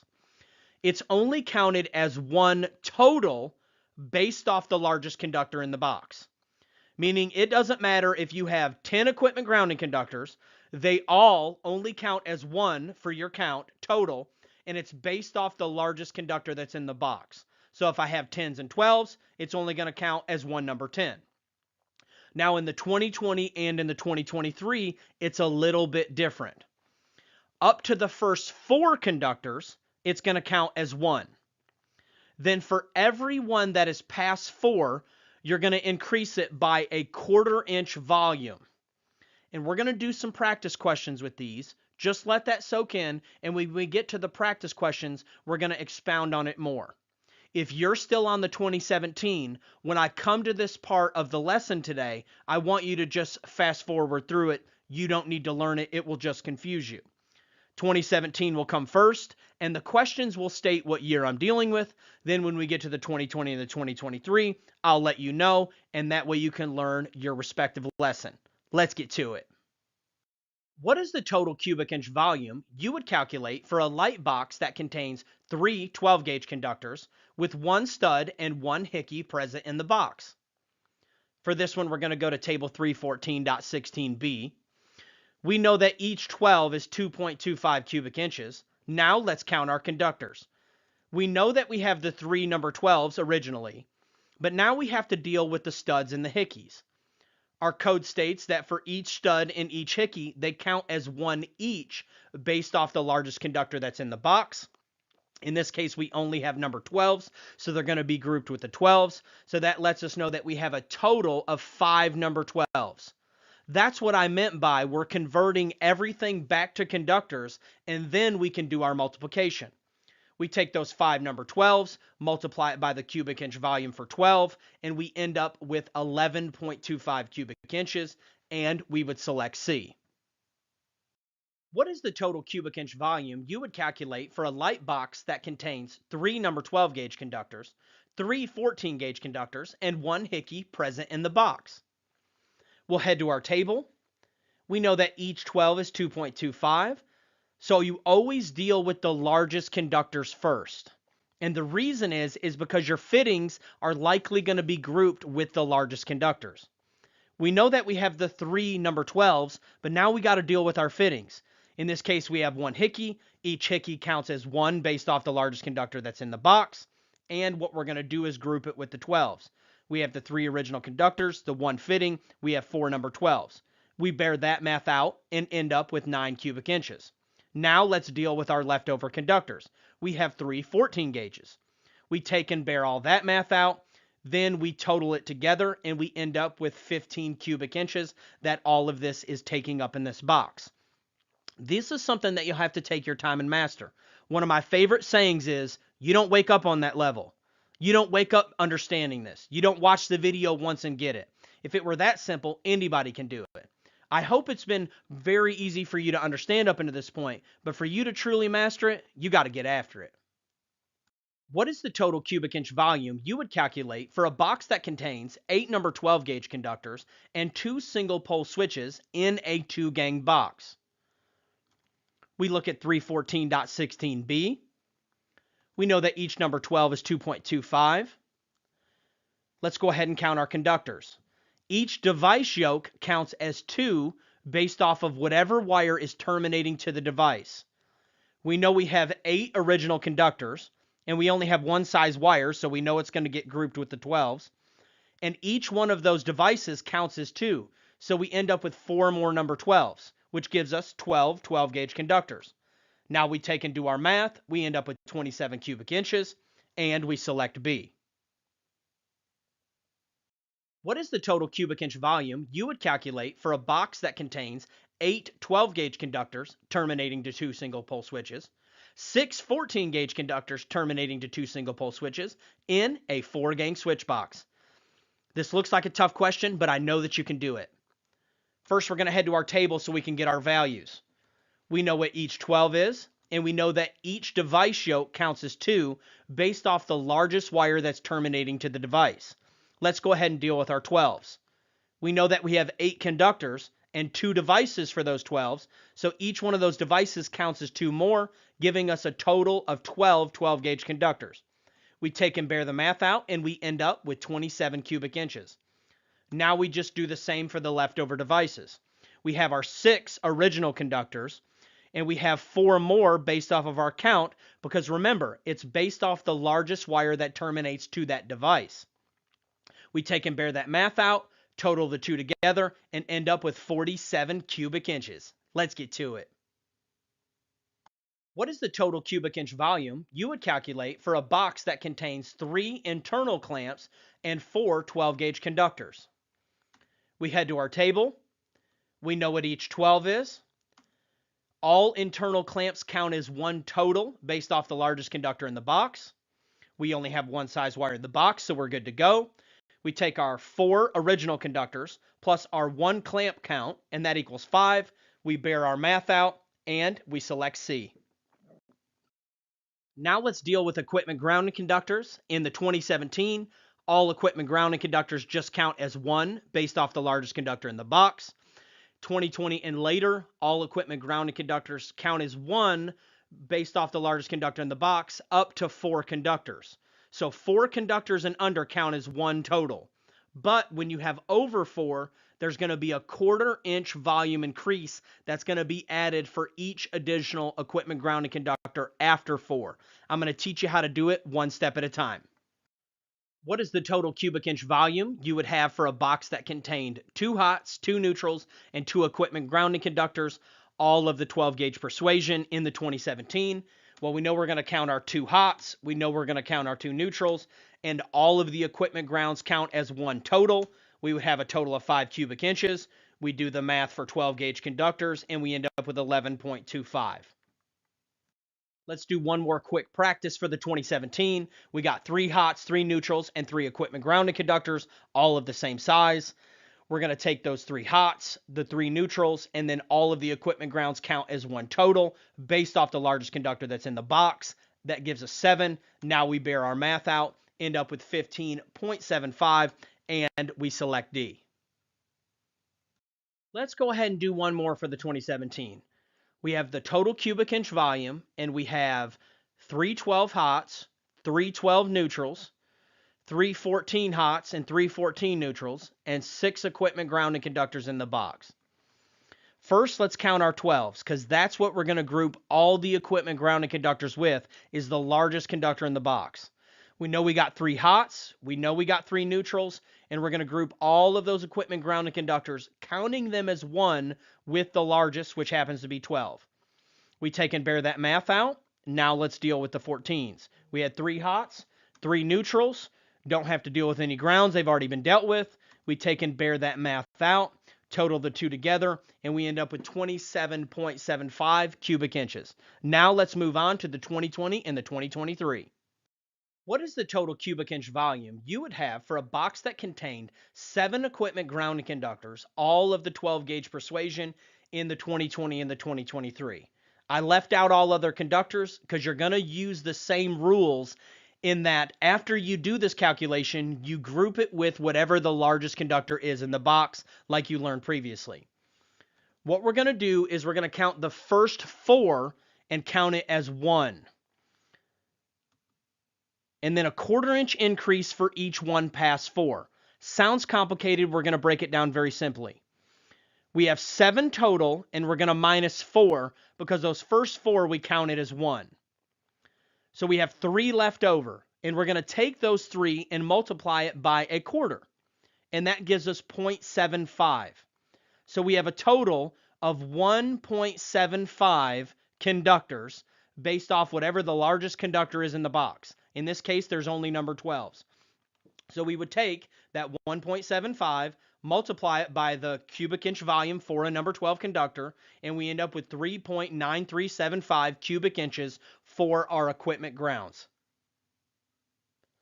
What is the total cubic inch volume you would have for a box that contained 6 hot conductors, 6 neutral conductors, and 6 equipment grounded conductors, all of the 12 gauge persuasion in the 2020 and the 2023? First thing we're going to do, we know we take the 6 hots and the 6 neutrals, and we're going to set that to the side. Now we got to deal with the equipment grounding conductors. We're going to, for the first 4, it's going to count as 1. So we need to figure out how many we are past 4. We have 6 total minus that 4. That means we are 2 past 4.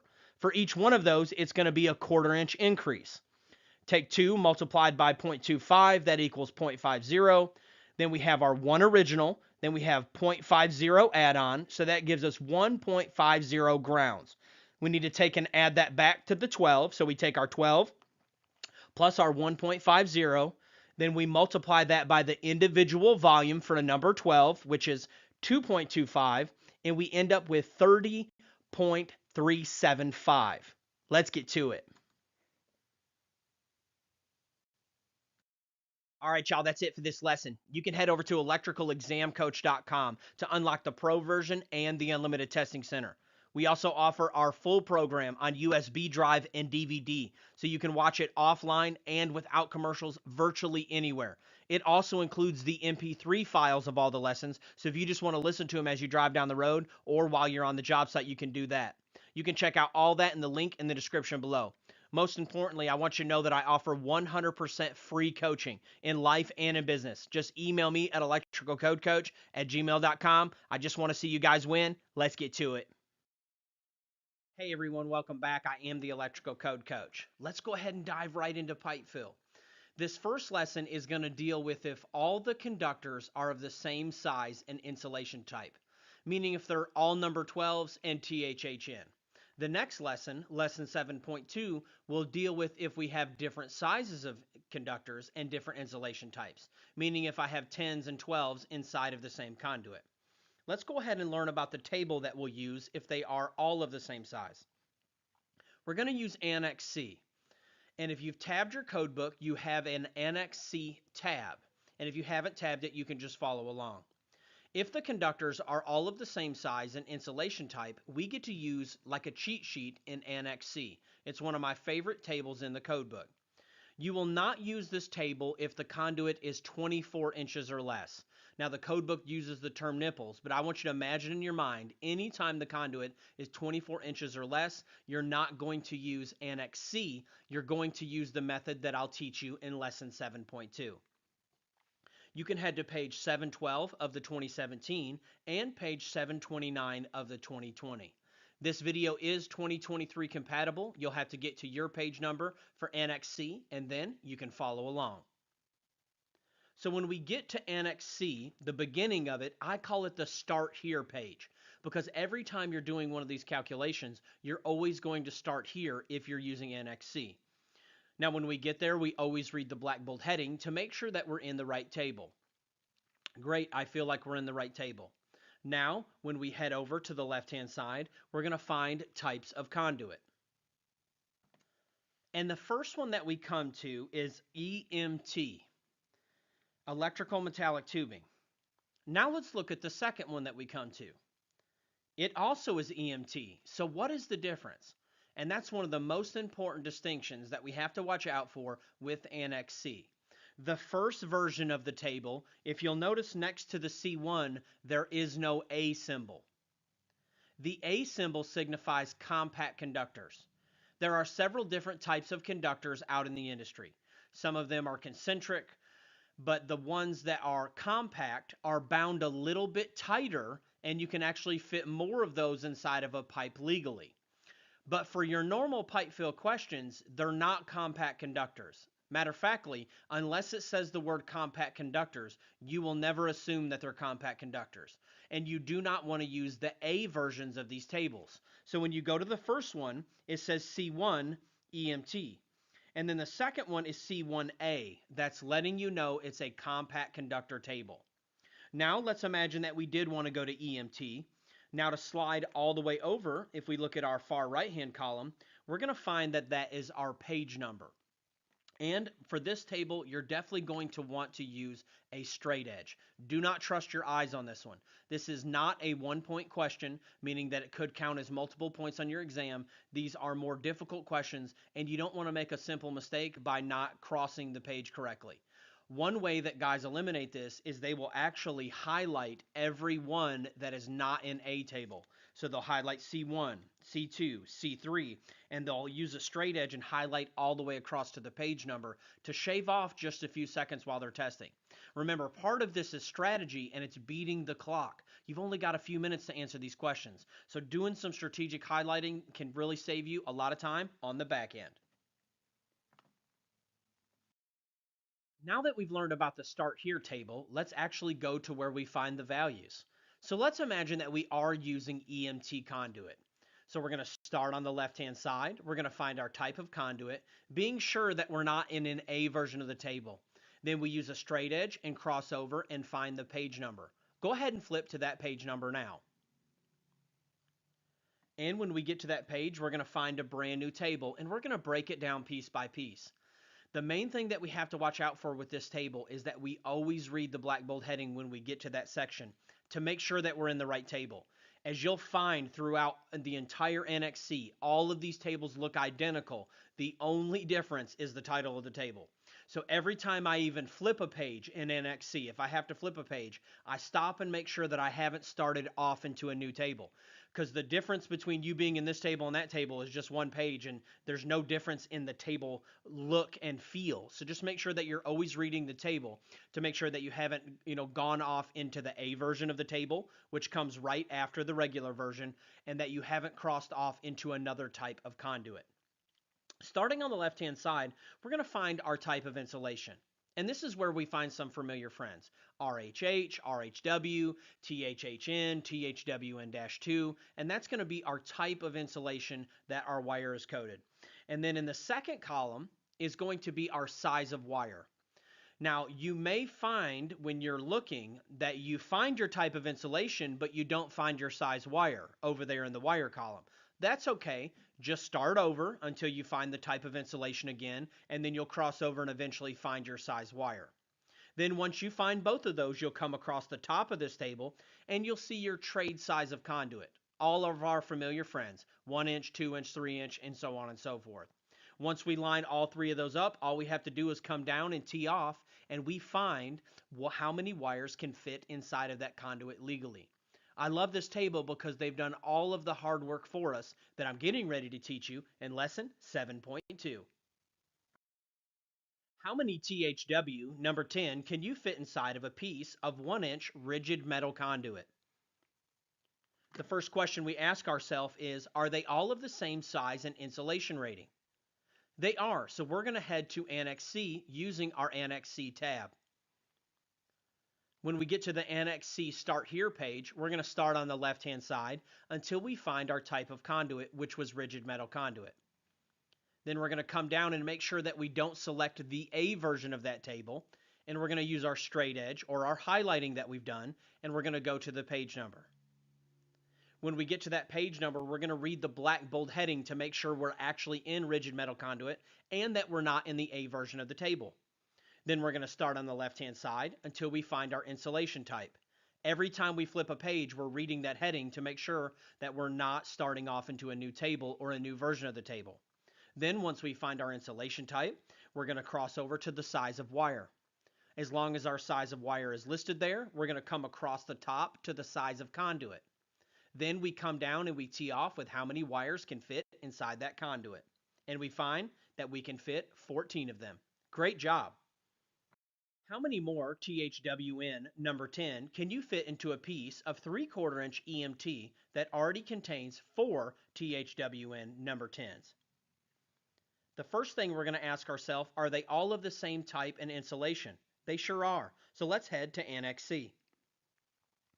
When we get there, we're going to start on the left-hand side and find our type of conduit, being sure not to select an A version of the table. Then we cross over and find our page number. When we get to the actual table, we're going to read the black bold heading to make sure we're in the right table. Then we're going to find our type of insulation under the insulation column, find our wire size, and then come across the top to our size of conduit and tee off with our answer. And we find out that we can fit 10 originally, but our question states that we already have 4 of them in the pipe. So all we have to do is do a little third grade math. We take 10 minus 4 equals 6, and we find out that we can fit 6 more inside of this conduit. Great job. How many 1/0 THW conductors can you fit inside of a piece of 2.5 inch Schedule 40 PVC? Are they all of the same size and insulation? Yes, so we're going to head to Annex C. When we get there, we're going to start on the left-hand side until we find our type of conduit, being sure not to select the A version of the table. Then we come across and find our page number. When we get to the table, we always read the black bold heading to make sure that we're in the right table. Starting on the left-hand side, looking for our type of insulation. When we find it, we go to our size of wire, come across the top until we find our conduit size. Then we're going to come down and tee off and find that we can fit 8 more conductors inside of this conduit. Great job. How many more 2/0 THHN conductors can you fit inside of a piece of 3 inch Schedule 80 that already contains 5 2/0 THHN conductors? Well, the first question we're going to ask is, are they all of the same size and insulation? Yes, so let's head to Annex C. When we get to Annex C, start here, we're going to start on the left-hand side until we find our conduit, being sure that we're not in the A version of the table. Then we're going to come over and cross over and find our page number. When we get to the actual table, we're going to start first and make sure that we're in the right table by reading the black bold heading. Then we start on the left-hand side and find our insulation type, find our wire size, then come across the top and find our conduit size, and come down and tee off with how many conductors we can originally fit. And it looks like we can fit 11. Now we have to minus the 5 that we already have, and that lets us know that we can fit 6 more of these conductors inside of this conduit. Great job.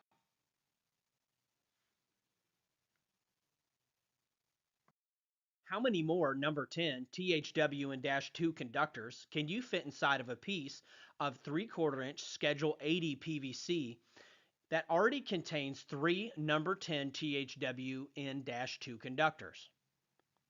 The first question we're going to ask ourselves, are they all of the same size and insulation type? They are. So we're going to head straight to Annex C. When we get to Annex C at the Start Here table, we're going to start on the left-hand side until we find our type of conduit. Then we're going to verify that we're not in the A version of that conduit. We're going to slide over and find our page number. Then when we get to the table, we're going to read the black bold heading to make sure that we're in the right table. We start on the left-hand side and we find our insulation type. Then we find our wire size. Then we come across the top and find our conduit size. And we're going to find that our starting value is 7. We have to minus the 3 conductors that we already have, and that's going to let us know that we can put 4 more.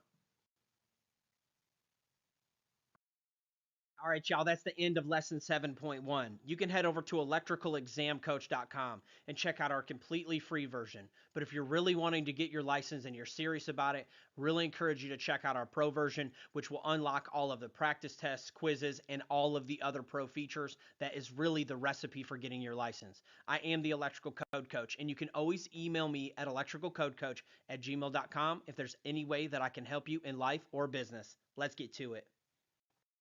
Hey everyone, welcome back. I am the Electrical Code Coach, and we're picking right up in pipe fill. This is lesson 7.2.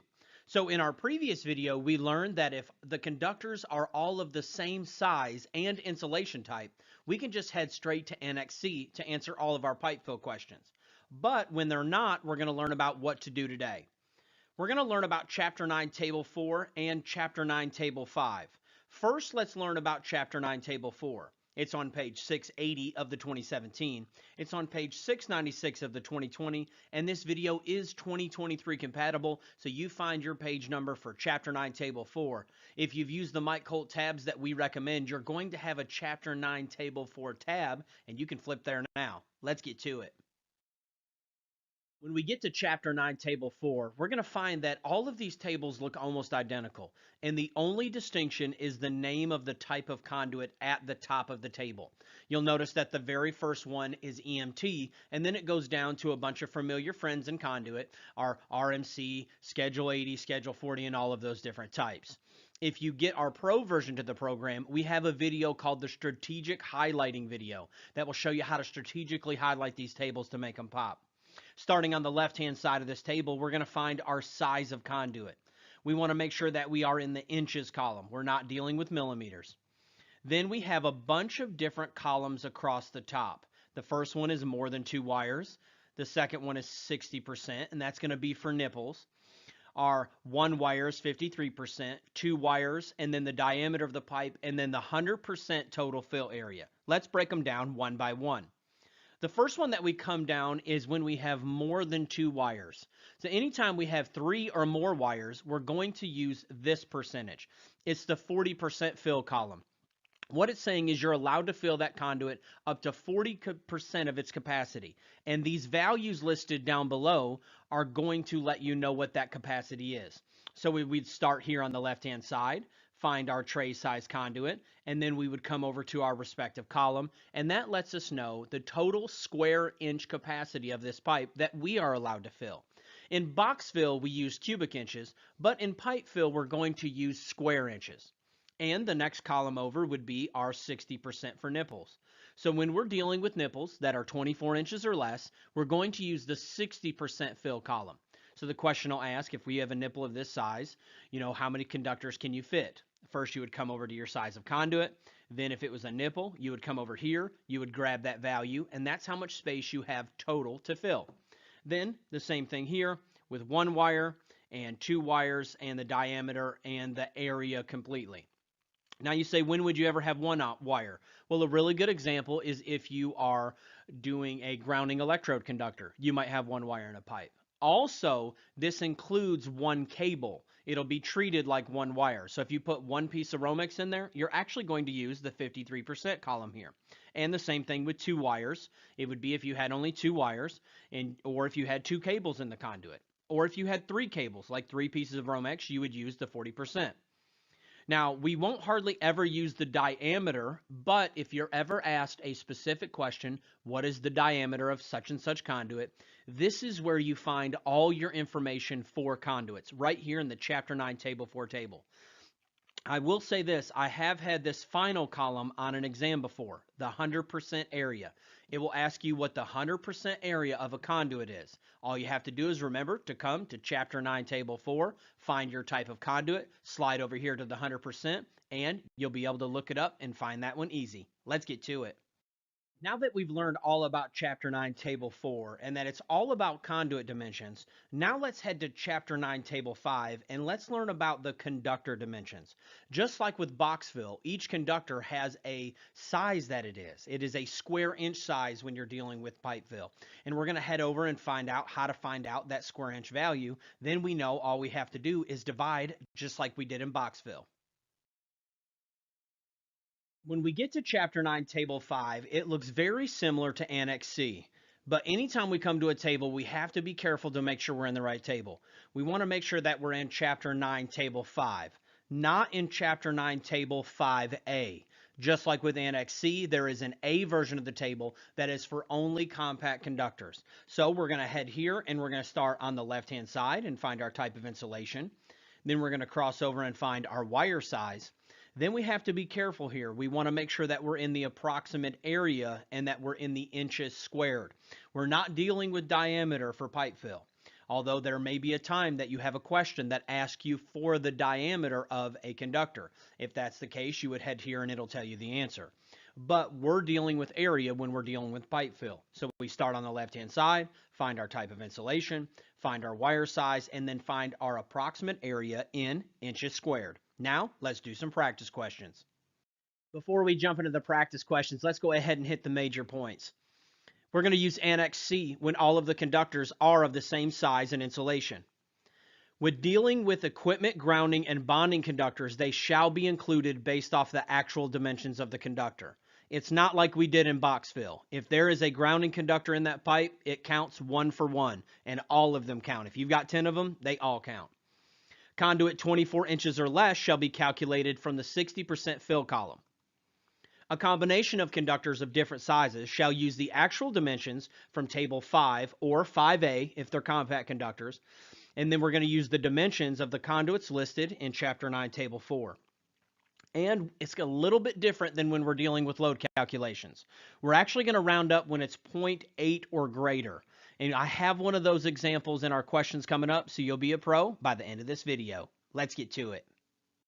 How many more number 12 THHN conductors can you install into a piece of 3/4 inch EMT that already contains 3 number 10 THHN conductors? The first thing we're going to do is we're going to find the total area that we have to work with. And to do that, we're going to head to Chapter 9, Table 4 for EMT. And when we get there, the first thing we do is make sure that we're in the right type of conduit. Then we're going to start on the left-hand side and find our trade size, and we go down to 3/4. Then we're going to cross over to the more than 2 because our question deals with more than 2 conductors. So we're going to pull from the 40% column. And that's going to let us know that our starting available area is 0.213 square inches. Now we need to find what we already have, which is the number 10s. We're going to head over to Chapter 9, Table 5, and when we get there, we're going to start on the left-hand side and find our type of insulation. We're going to cross over and we're going to find our size of wire. Then once we find that, we're going to cross over to the approximate area. And each individual number 10 is 0.0211 square inches. Now that we have our conduit and our starting conductor, let's go ahead and write down our number 12s. That's the conductor that we're wanting to install. And then we'll be done with the code book, and all we have to do is some simple math.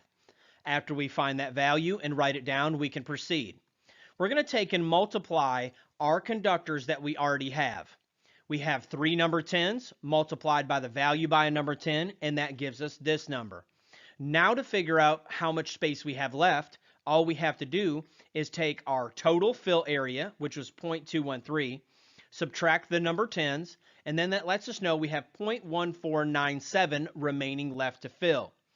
In order to find out how many number 12s we can fit in it, all we have to do is divide. We take our available area left to fill, divided by the individual number 12, and we're going to find out that we can fit 11.255. In this case, it's lower than 0.8, so we're going to round down to 11 conductors, and we select D. Great job. How many 1/0 XHHW conductors can you install into a piece of 2.5 inch Schedule 40 that already contains 4 4/0 XHHW conductors? So the first thing we're going to find out the square inches of our pipe. For that, we're going to head to Chapter 9, Table 4, for Schedule 40. When we get there, we're first going to verify that we are in the right type of conduit. Then we're going to come over here to the left, find our size of conduit. Then we're going to come over to the 40% column because we have more than 2 conductors. And we're going to find that for this conduit, it's 1.878. Now we need to head to Chapter 9, Table 5 and find out the square inch values of our wires. When we get there, we make sure that we're in Chapter 9, Table 5 and not Chapter 9, Table 5A. Coming down the left-hand side for the type of insulation, then finding our wire size, then we come over here to the approximate area in square inches, and we find its value. Now that we have our conduit and our starting conductor, let's go ahead and write down what the conductor that we're wanting to install is. And it's 1/0 XHHW. Now we can start all over. We multiply by how many conductors that we already have. We have 4 multiplied by the value for a 4/0, and that gives us this number. Then what we're going to do is take our total area that we were able to fill and minus what we have, and that lets us know what we have remaining left to fill. Then all we have to do is divide. We take our remaining left to fill, divide by our individual 1/0, and that lets us know that we can fit 3.28 conductors. We are below 0.8, so we're going to round down, and we find that we can fit 3 more in the conduit. How many number 12 THHN conductors can you install into a 20-inch nipple of EMT that already contains 3 number 10 THHN conductors? First, we're going to find the square inches of our pipe. We found out previously that Table 1 tells us for nipples that are 24 inches or less, we are going to use the 60% fill when using EMT. So how we find out what the 60% is we'll head to Chapter 9, Table 4. First, we will verify our type of conduit to make sure we're in the right conduit. Then we're going to start on the left-hand side and find our size of conduit. But then we need to cross over to the 60% fill because this is a nipple. And we find that it's 0.320. Now we can finish the problem like normal. We're going to head to Chapter 9, Table 5 and find out the square inch value of our conductors. When we get there, we verify we're in 5 and not 5A. Then we're going to come down and slide on the left-hand side, come over to our size wire. Then we're going to come over to the approximate area, and we're going to find that it is 0.0211. We found out our pipe. We found out our starting conductor. Let's go ahead and write down the conductor that we're wanting to add while we're right here in the table. Now, all we have to do is multiply. We take our original conductors, which was 3, multiplied by its value, and that gives us this value. Then all we have to do is subtract from our starting value. Our starting value was 0.320. Now all we have to do is minus what we already have, and that lets us know that we have this much remaining left to fill. Then, to find out how many more we can fit, we simply divide. We take our available left to fill, divided by the conductor that we're wanting to install, and that lets us know that we can fit 19.3. We're going to round down again, and we are going to select B. Great job. The next 3 sample questions are going to go a lot faster. It's assuming that you've already learned how to use these tables. I'm not going to be showing them on the screen. How many more 2-watt THHN conductors can you fit inside of a piece of 3-inch Schedule 80 PVC if it already contains 5 1-aught THHN conductors? Well, what we're going to do is we're going to go to Chapter 9, Table 4 and find our pipe. Then we're going to find the appropriate column based off of our number of conductors. And we're going to find that for 3-inch, here is the value. Then we're going to go find our type of insulation in Chapter 9, Table 5. Go ahead and get all of the values for conductors that are involved. First, we're going to take our known conductor, 1-aught, and we're going to take and multiply it by 5, and that's what we're already filling of this pipe. Then we're going to take and minus our total fill, minus what we already have, and that gives us our remaining left to fill.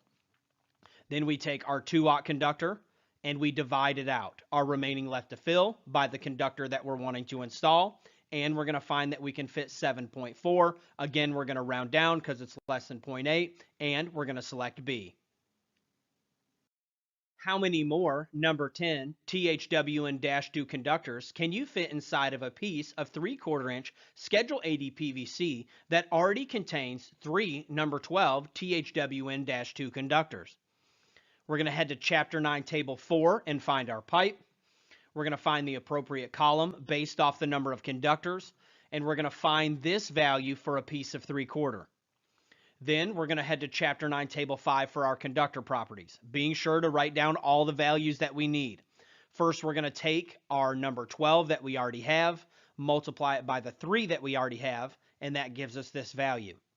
Then we're going to take our total available to fill minus what we already have, and that gives us this for our remaining left to fill. Then we just take that and divide. We divide that out, and we find that we can fit 5.88 conductors, and in this case, it is 0.8 or larger, and we will round up to 6. Great job. What is the total area in square inches of a piece of 1-inch flexible metal conduit? For this one, we're going to head straight to Chapter 9, Table 4. When we get there, we're going to verify that we're in the right type of conduit. Then we're going to start on the left-hand side and find our size of conduit. Then we have to cross all the way over to the 100% fill area. I have been tested on this in the past, so it's good to be familiar with using this table on all spectrums. And in this case, we're going to select 0.817. Great job. Hey everyone, welcome back. I am the Electrical Code Coach from electricalexamcoach.com. And this is lesson 8.1 in our video series. We're going to be in Article 240, and we're going to be learning all about overcurrent protective devices. You'll hear me use the term OCPD throughout the rest of the program. And all it stands for is overcurrent protective devices. But to simplify it even further, just think about it like this. Anytime you see OCPD, it just means breakers and fuses. Whether it's the individual breaker at a branch circuit, 20 amp, or it's a 100 amp feeder breaker, or our main 200 amp disconnect. It's either going to be a breaker or fuse, and they're all OCPD. Let's get to it. Table 240.6a is one of my favorite tables in the NEC. It's where we get our standard ampere ratings from. And although it seems like the least of all the tables, it's very powerful throughout the electrical industry. Anytime we come to a new table, we always read the black bold heading to make sure that we're in the right table. Standard ampere ratings for breakers and fuses. Starting on the left-hand side is where it starts with our numbers. You should pull your code book out and look at it now. If you're in the 2023 and later, it's going to start with 10 amps and go up. And in the 2020 and previous, it's going to start with 15 amps and go up. And then it goes up by fives. 15, 20, 25, 30, 35, 40, 45, 50. And when we get to 50, it starts jumping by tens and even larger numbers as we move up in amperage. The reason that this table is so important is it unifies the entire electrical industry. The manufacturers make these size breakers. The stores stock these size breakers. Installers purchase these size breakers, and when we are doing our load calculations in the NEC, these are the sizes that we're actually going to use. We're going to learn all about it in this lesson. Table 240.6a, standard ampere ratings for breakers and fuses. Let's get to it. Let's look at the major points for general overcurrent protective devices. I say general for a reason, because there are other parts of the code that modify, change, or erase the things that I'm getting ready to teach you. A good example is when we get to motor overload devices. But these rules that we're getting ready to learn apply blanket across the NEC unless another section tells you otherwise. The first one is the next size up rule. And that's the next standard size on that table that we just learned about. Let's imagine that we have a 59 amp known load. And for the rest of the program, I'm going to call it known load. And there's a reason that you'll learn about here in a minute. But do they make a 59 amp breaker?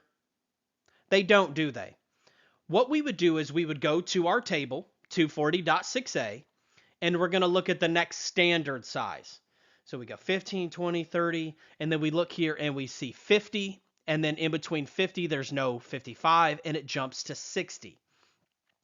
If we have a 59 amp load, we're going to choose a 60 amp overcurrent protective device. Now, that may not feel good at first when you first start wiring and learning this stuff, but later we'll understand that there are rules in place when we get to sizing our wire that are going to make it so everything's okay and we're totally protected. The next major point is going to be continuous loads at 125%. There are two different names that you may see, continuous load or continuous duty. A continuous load is defined as expected to run for 3 or more hours at full current.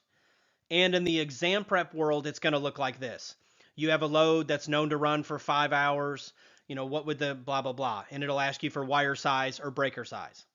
Or it might say 5 hours or 10 hours. It doesn't matter how many hours it is. If it's 3 or more, it's considered a continuous load. You may also hear the word indefinitely. Just to try to throw you off, they might use the term indefinitely. Well, it falls under the same classification of needing a 125% multiplier. Remember, it's just another demand factor. Let's do an example. Let's take our 59 amp known load from before, and let's imagine that it was told to us that it's a 59 amp continuous load.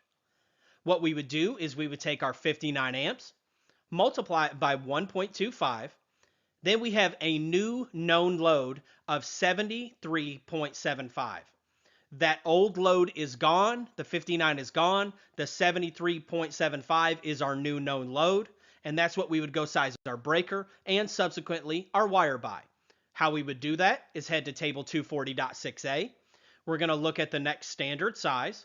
So we're above 70 and it jumps to 80. And we would put this on an 80 amp overcurrent protective device. Our final major point is going to be that the overcurrent protective device equals the service size. Let me explain what I mean. Let's imagine that we did a whole house load calculation and it equaled 180 amps. Well, now we have to size the main breaker for that house, don't we?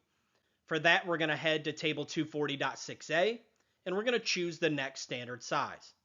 We put it on a 200 and we're done. But the question is what size is the service? Is it based off like the rating of the equipment bus? Maybe it's a 225 rated. No, it's actually based off the size of the main breaker or main fuse for that structure. So this would in fact be a 200 amp service. The load calculation dictated what size breaker we used, and the breaker size that we used dictated the size of the service. And this is very important as we get farther into the program.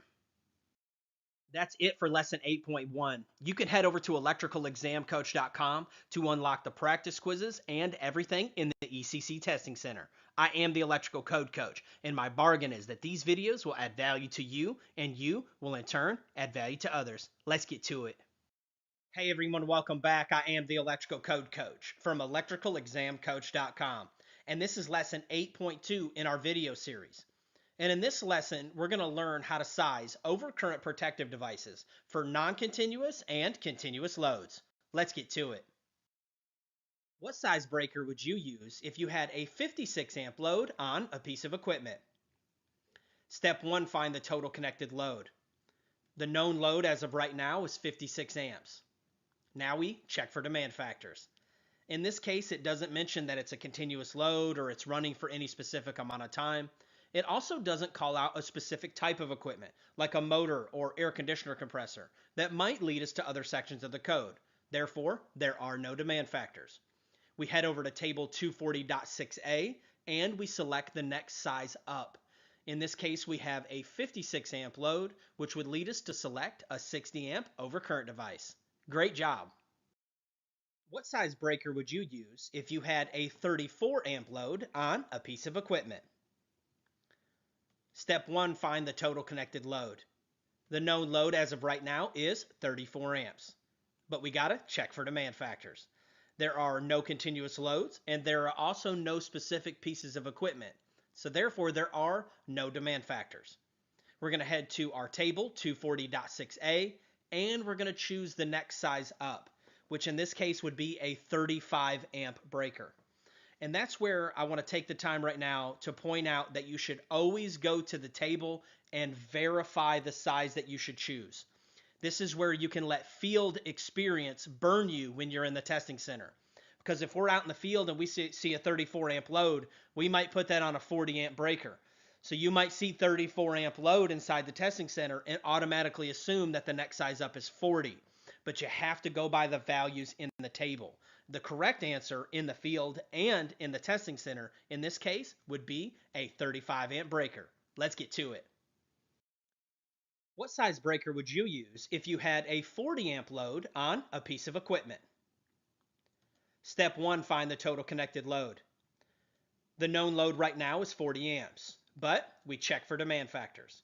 And in this case, there are no continuous loads or specific piece of equipment, therefore there are no demand factors. We're going to head to table 240.6a. Even though we feel confident that it's a 40, I want you to always be in the practice of flipping to the table and verifying that you have the correct size breaker. And in this case, we land right on a standard size, so we're going to select 40. And we select D. Great job. What size breaker would you use if you had a 26 amp load in a house and it's known that it will run for 4 hours at a time at full current? Step 1, find the total connected load. Our known load as of right now is 26 amps. Now we got to check for demand factors. In this case, it's going to qualify as a continuous load. Any load that's expected to run for 3 or more hours at its full current must have that 125% continuous load multiplier. So we take our known load multiplied by 1.25. That gives us a new known load of 32.5. In that case, we would round up to 33, and that's our new known load. Then we head to table 240.6a and we choose the next size up. And in this case, it's going to be a 35 amp breaker. Great job. What size breaker would you use if you had a 40 amp load in a house and it's known that it will run for more than 5 hours at a time? Step 1, find our total connected load. Our known load as of right now is 40 amps. But we must check for demand factors. And in this case, we have our continuous load multiplier.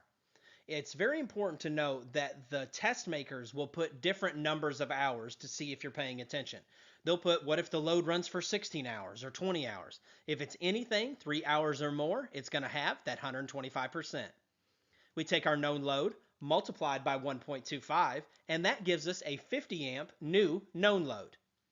We head to table 240.6a, and we're going to land directly on a standard size breaker, which is a 50. So we come back and select A. Let's get to it. What size breaker would you use if you had a 47 amp load and it was expected to run indefinitely? Step 1, find the total connected load. Our starting known load is 47 amps. Now we check for demand factors. And in this case, it gets that 125% continuous duty, just like a continuous load. We take our starting known load, multiplied by 1.25, and that equals 58.75. And in this case, we would round up. So 59 is our new known load. Now let's head to table 240.6a. And in this case, we're going to select the next size up, which happens to be a 60. Great job. That's the end of lesson 8.2. And I want to take this moment and encourage you and let you know that you're doing a great job and keep up the hard work. And just don't forget the reasons that you're doing this. For your family, for your career, for taking your family from where you guys were to where you guys are going. Because it's easy when we get exhausted and it's hard and we're on our way to that next level to forget all the reasons that we're doing this in the first place. I want to let you know that I'm here for you. Anything that you need, you can always just email me at electricalcodecoach@gmail.com.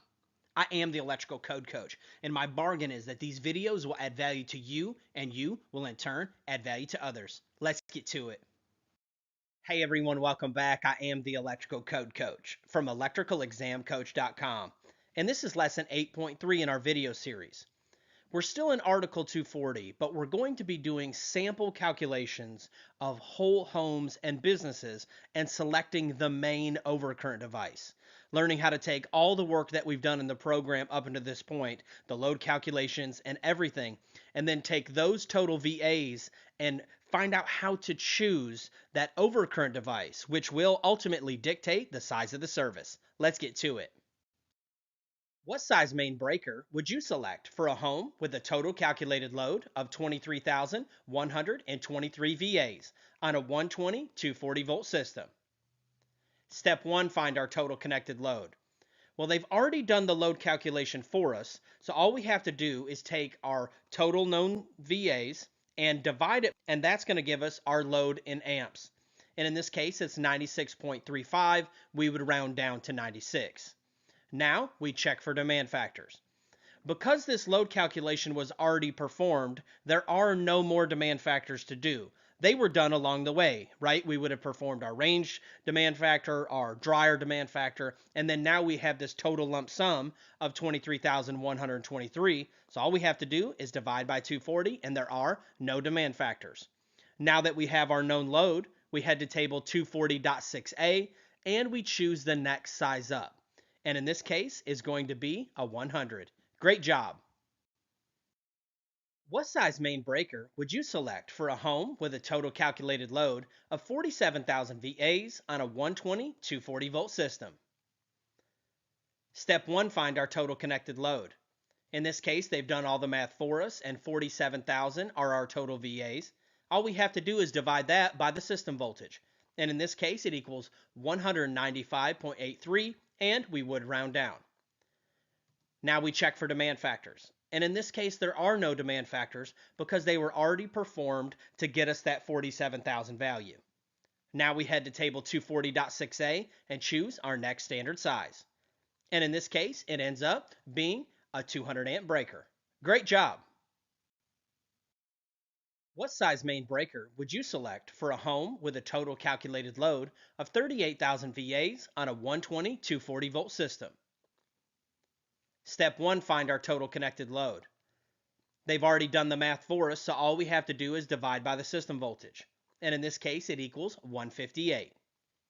Now we check for demand factors. And like we said before, there are no more demand factors on this calculation. We head over to table 240.6a, and we choose the next standard size breaker. And in this case, it's 175 amps. What size main breaker would you select for a business with a total calculated load of 95,000 VAs on a 140 240 volt system? Step 1, find our total connected load. They've already performed the load calculation for us, so all we have to do is divide by the system voltage.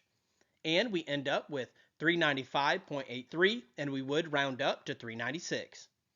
Now we check for demand factors. And whether it's a home or a business, all the demand factors were already performed to get that original 95,000 number. So there are no more demand factors. Now we head to table 240.6a and we choose the next standard size breaker. And this would be a 400 amp breaker. This would also be a 400 amp service. Let's get to it. Now let's do that exact same calculation but on a three-phase system and show you the beauty of three-phase. What size main breaker would you select for a business with a total calculated load of 95,000 VAs on a 120 208 three-phase system? Step 1, find our total connected load. Well, they've already given us our total VAs, so all we have to do is divide. But with three-phase, there's one extra step. Because of the geometric nature of three-phase, we have to take that 208 and multiply it by the square root of 3. The square root of 3 just so happens to be 1.732. Once we work that math out, we end up with 360.256. And it seems like a lot of work on the front end, but you'll find out that you'll trade this little bit of math for what this is getting ready to provide for us. Now we can take and do our math, and after we divide it out, we end up with 263, and of course we would round up in this case.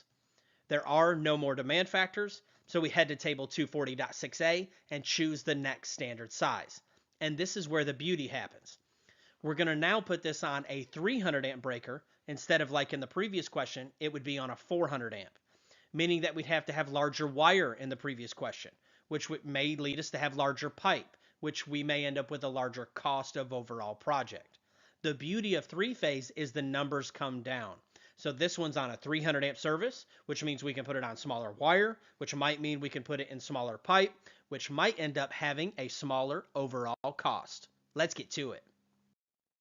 What size main breaker would you select for a business with a total calculated load of 80,000 VAs on a 120 208 three-phase system? Step 1, find our total connected load. In this case, they've done the work for us. They've given us the 80,000. Now all we have to do is divide. We do our little bit of pre-work and we end up with 360. Now we take and divide that out, and we end up with 222 amps. In this case, we'll round down to 222. There are no more demand factors in this calculation. We head over to table 240.6a, choose the next standard size up, and put this on a 225 amp service. That's the end of lesson 8.3. You can head over to electricalexamcoach.com. Let's get to it. Hey everyone, welcome back. I am the Electrical Code Coach from electricalexamcoach.com, and this is lesson 9.1 in our video series. We're going to be in Article 310, and we're going to be learning all about ampacity. Ampacity is the maximum current measured in amperes that a conductor can continuously carry under its usage conditions without exceeding its rated temperature. Everything that we're doing in this program and out in the electrical field is to protect first the people and then the equipment. And it's no different with the wire. This wire is only rated to handle so many amps before the insulation will start to deteriorate, and ultimately we could end up with a fault, short circuit, or just arcing and sparking. With that being said, in this video series, we're going to slow down and we're going to master wire ampacity and how many amps a wire can hold and how to select the right wire for the right load. Let's get to it. Now let's learn about our primary ampacity table. If you're in the 2017, it's table 310.15B16. And in the 2020 and later, it's table 310.16. Same information, new name. If you're in a softbound NEC, these should be your page numbers depending on what print of the NEC you have, whether you got the first round or second round print, but this will get you close enough. The most important thing is read the title of the table and make sure that it matches the actual table number. Let's get to it. Now there's a lot going on in this table. We're going to slow down in this lesson. This is our ampacity basics lesson.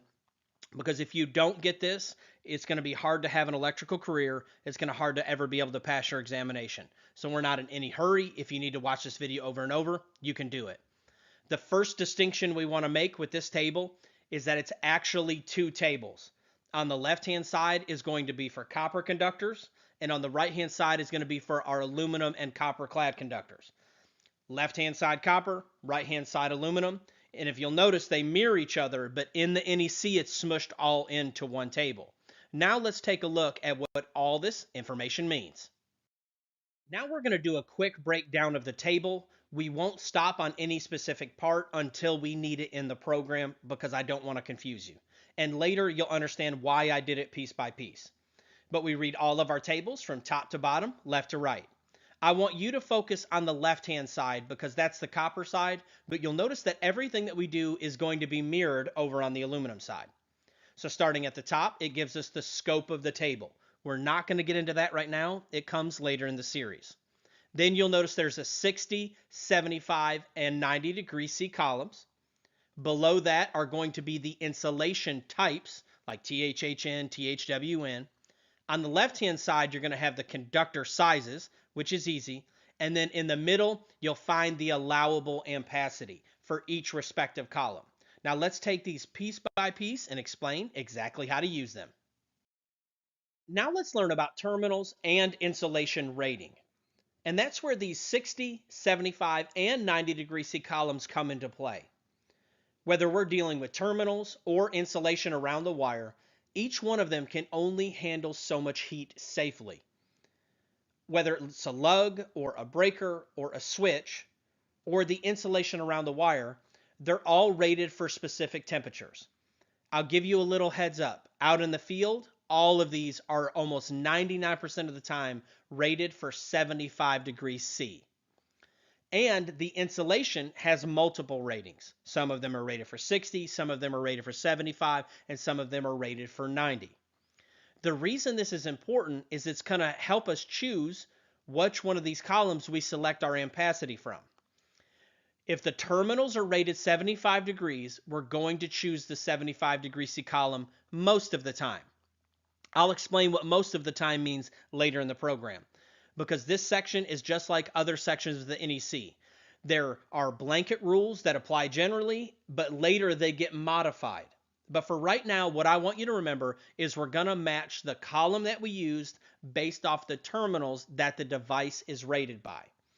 Regardless of what the insulation is, we can choose from whatever column that the terminals are rated by, unless modified by another code. Now let's lay some ampacity ground rules.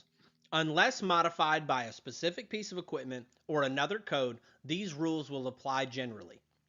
If the question states that it terminates to 60, 75, or 90 degree C terminal lugs, you're going to make your selection from that respective column. And as with overcurrent protection, we're going to do 125% demand factor for all loads that are expected to run for 3 or more hours. Remember our continuous load rule? That carries over into wire sizing as well. Let's get to it. What size AWG copper conductor would you select for a 60 amp load using THHW terminating on 75 degree C terminals?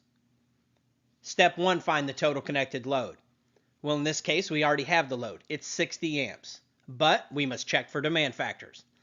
They've not told us about a specific piece of equipment or that it's a continuous load, so there are no demand factors. But we have to learn one important rule for sizing wire. The wire must meet or exceed the known load. There is no next size up rule. The wire always has to meet or exceed the known load. So we head to our primary ampacity table, and we're going to start on the left-hand side because our question is copper. Always carefully go through these steps. What type of metal? Copper. What are my terminal ratings? They are 75 degrees C. What is my known load? 60.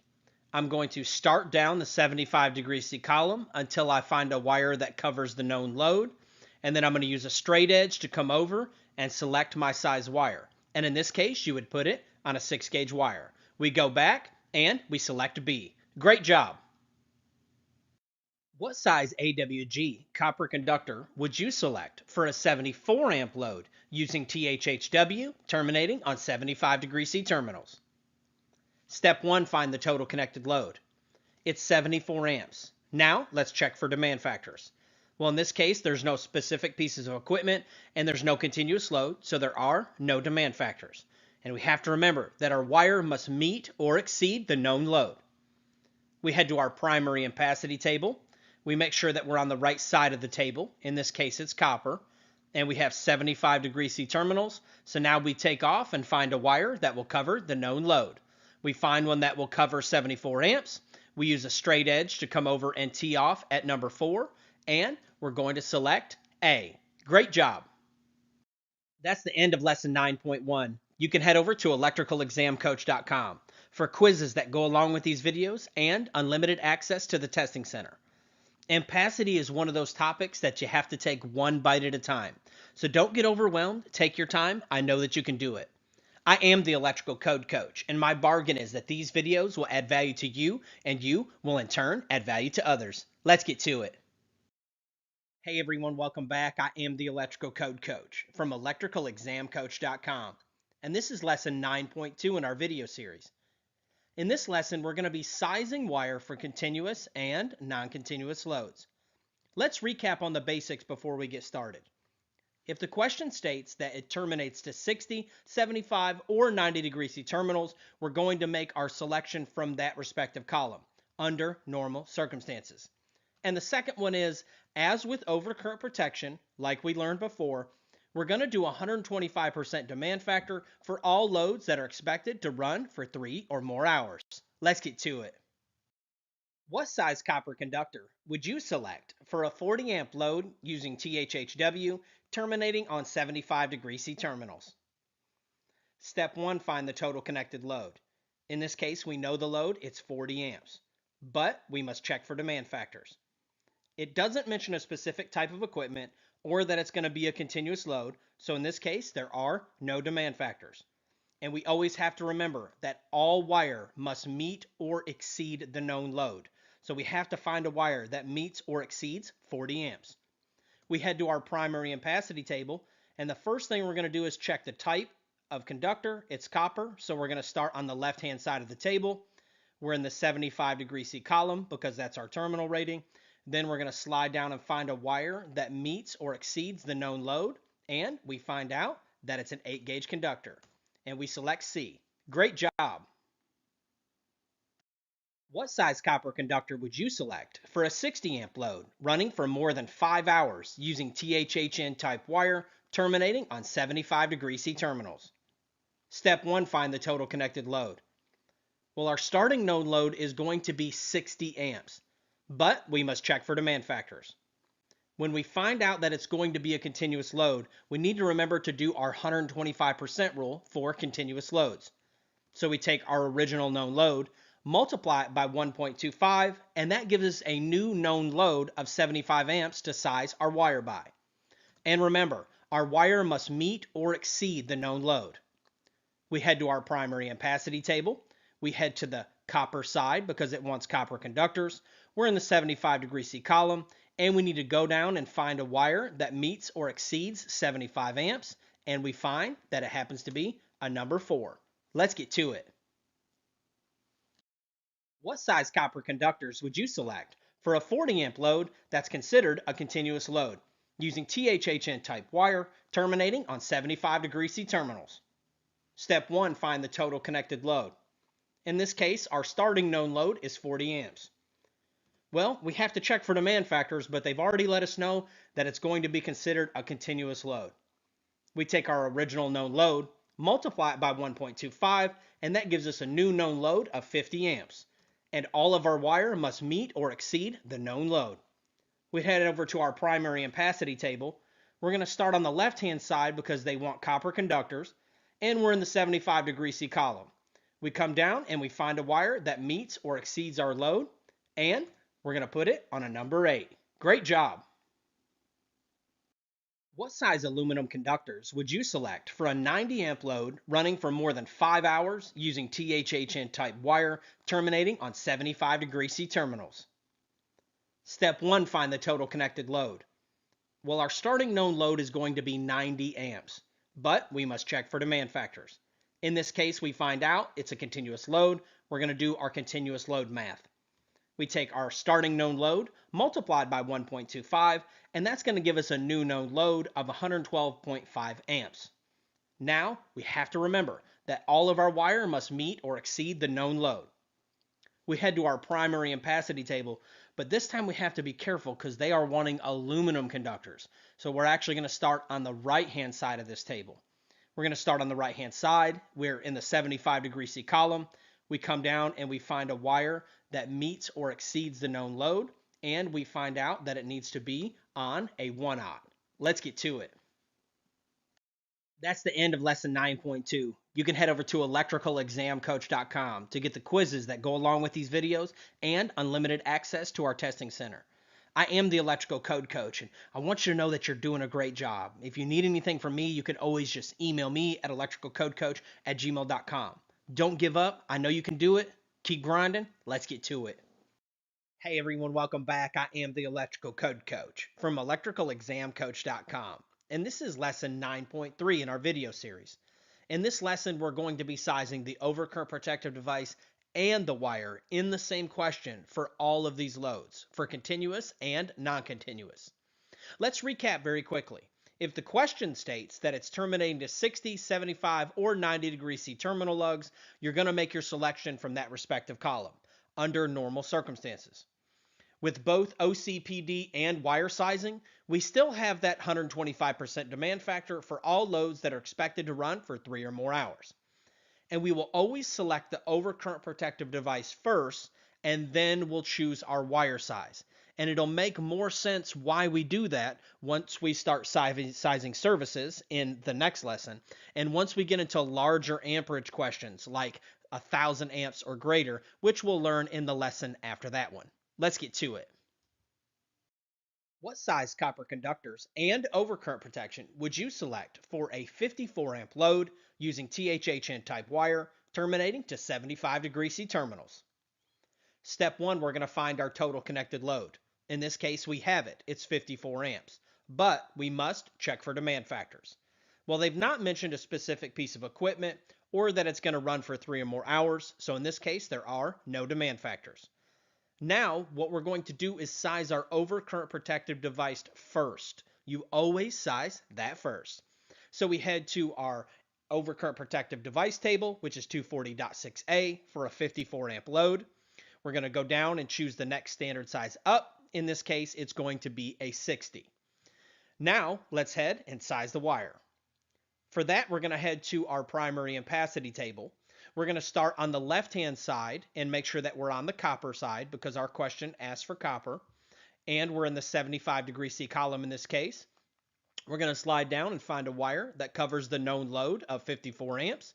And we're going to select a 6-gauge wire on a 60 amp overcurrent device. Let's get to it. What size copper conductor and overcurrent protection would you select for a 62 amp load using THH end wire terminating to 75 degree C terminals? Step 1, find our total connected load. In this case, it starts at 62 amps, but we must check for demand factors. With there being no special pieces of equipment mentioned or the fact that it's running for 3 or more hours, in this case, there are no demand factors. Now, we go ahead and size our overcurrent protective device. We head to our table with a 62 amp known load, and we're going to choose the next size up, which puts it on a 70. Now we can size our wire.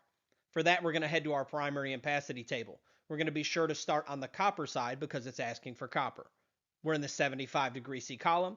We slide down and find a wire that can cover the known load, and we find out that we're going to have a 6-gauge wire on a 70 amp breaker. Let's get to it. What size copper conductors and overcurrent protection would you select for a 105 amp load using THHN type wire terminating to 75 degree C terminals? Step 1, we're going to find the total connected load. Our starting known load is 105 amps, but we must check for demand factors.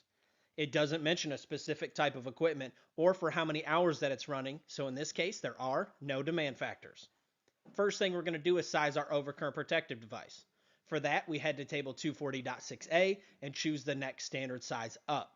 And this is why it's very important for you to always go to the table and not just go off of memory or what you might do out in the field.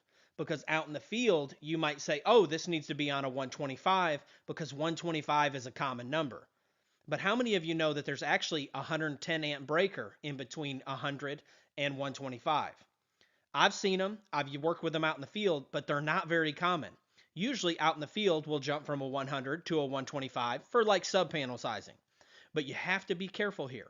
Always go to the table because the correct answer for this question is actually a 110 amp breaker.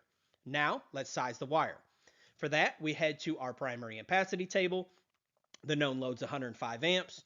We're on the copper side of the table because that's what the question said. We're in the 75 degree C column. And we go down and find a wire that covers the known load, 105 amps, and we're going to end up with a number 2 wire on a 110 amp breaker. Great job. What size copper conductors and overcurrent protection would you select for a 105 amp load expected to run for 3 or more hours using THHN type wire terminating to 75 degree C terminals? Step 1, find the total connected load. 105 amps is our starting known load, but we must check for demand factors. When we look, we find that we have the 125% continuous load rule, so we do our math. We take our original starting known load, we multiply it by 1.25, that gives us a new known load of 131 amps, and now we can size our overcurrent protective device. We head to table 240.6a and we choose the next standard size, which is a 150. Now we can come back and size the wire. We head to our ampacity table. We're on the copper side, 75 degree C column. We're going to go down and we're going to find a wire that covers the known load, and we're good to go. We're going to select a 1/0 on 150. Let's get to it.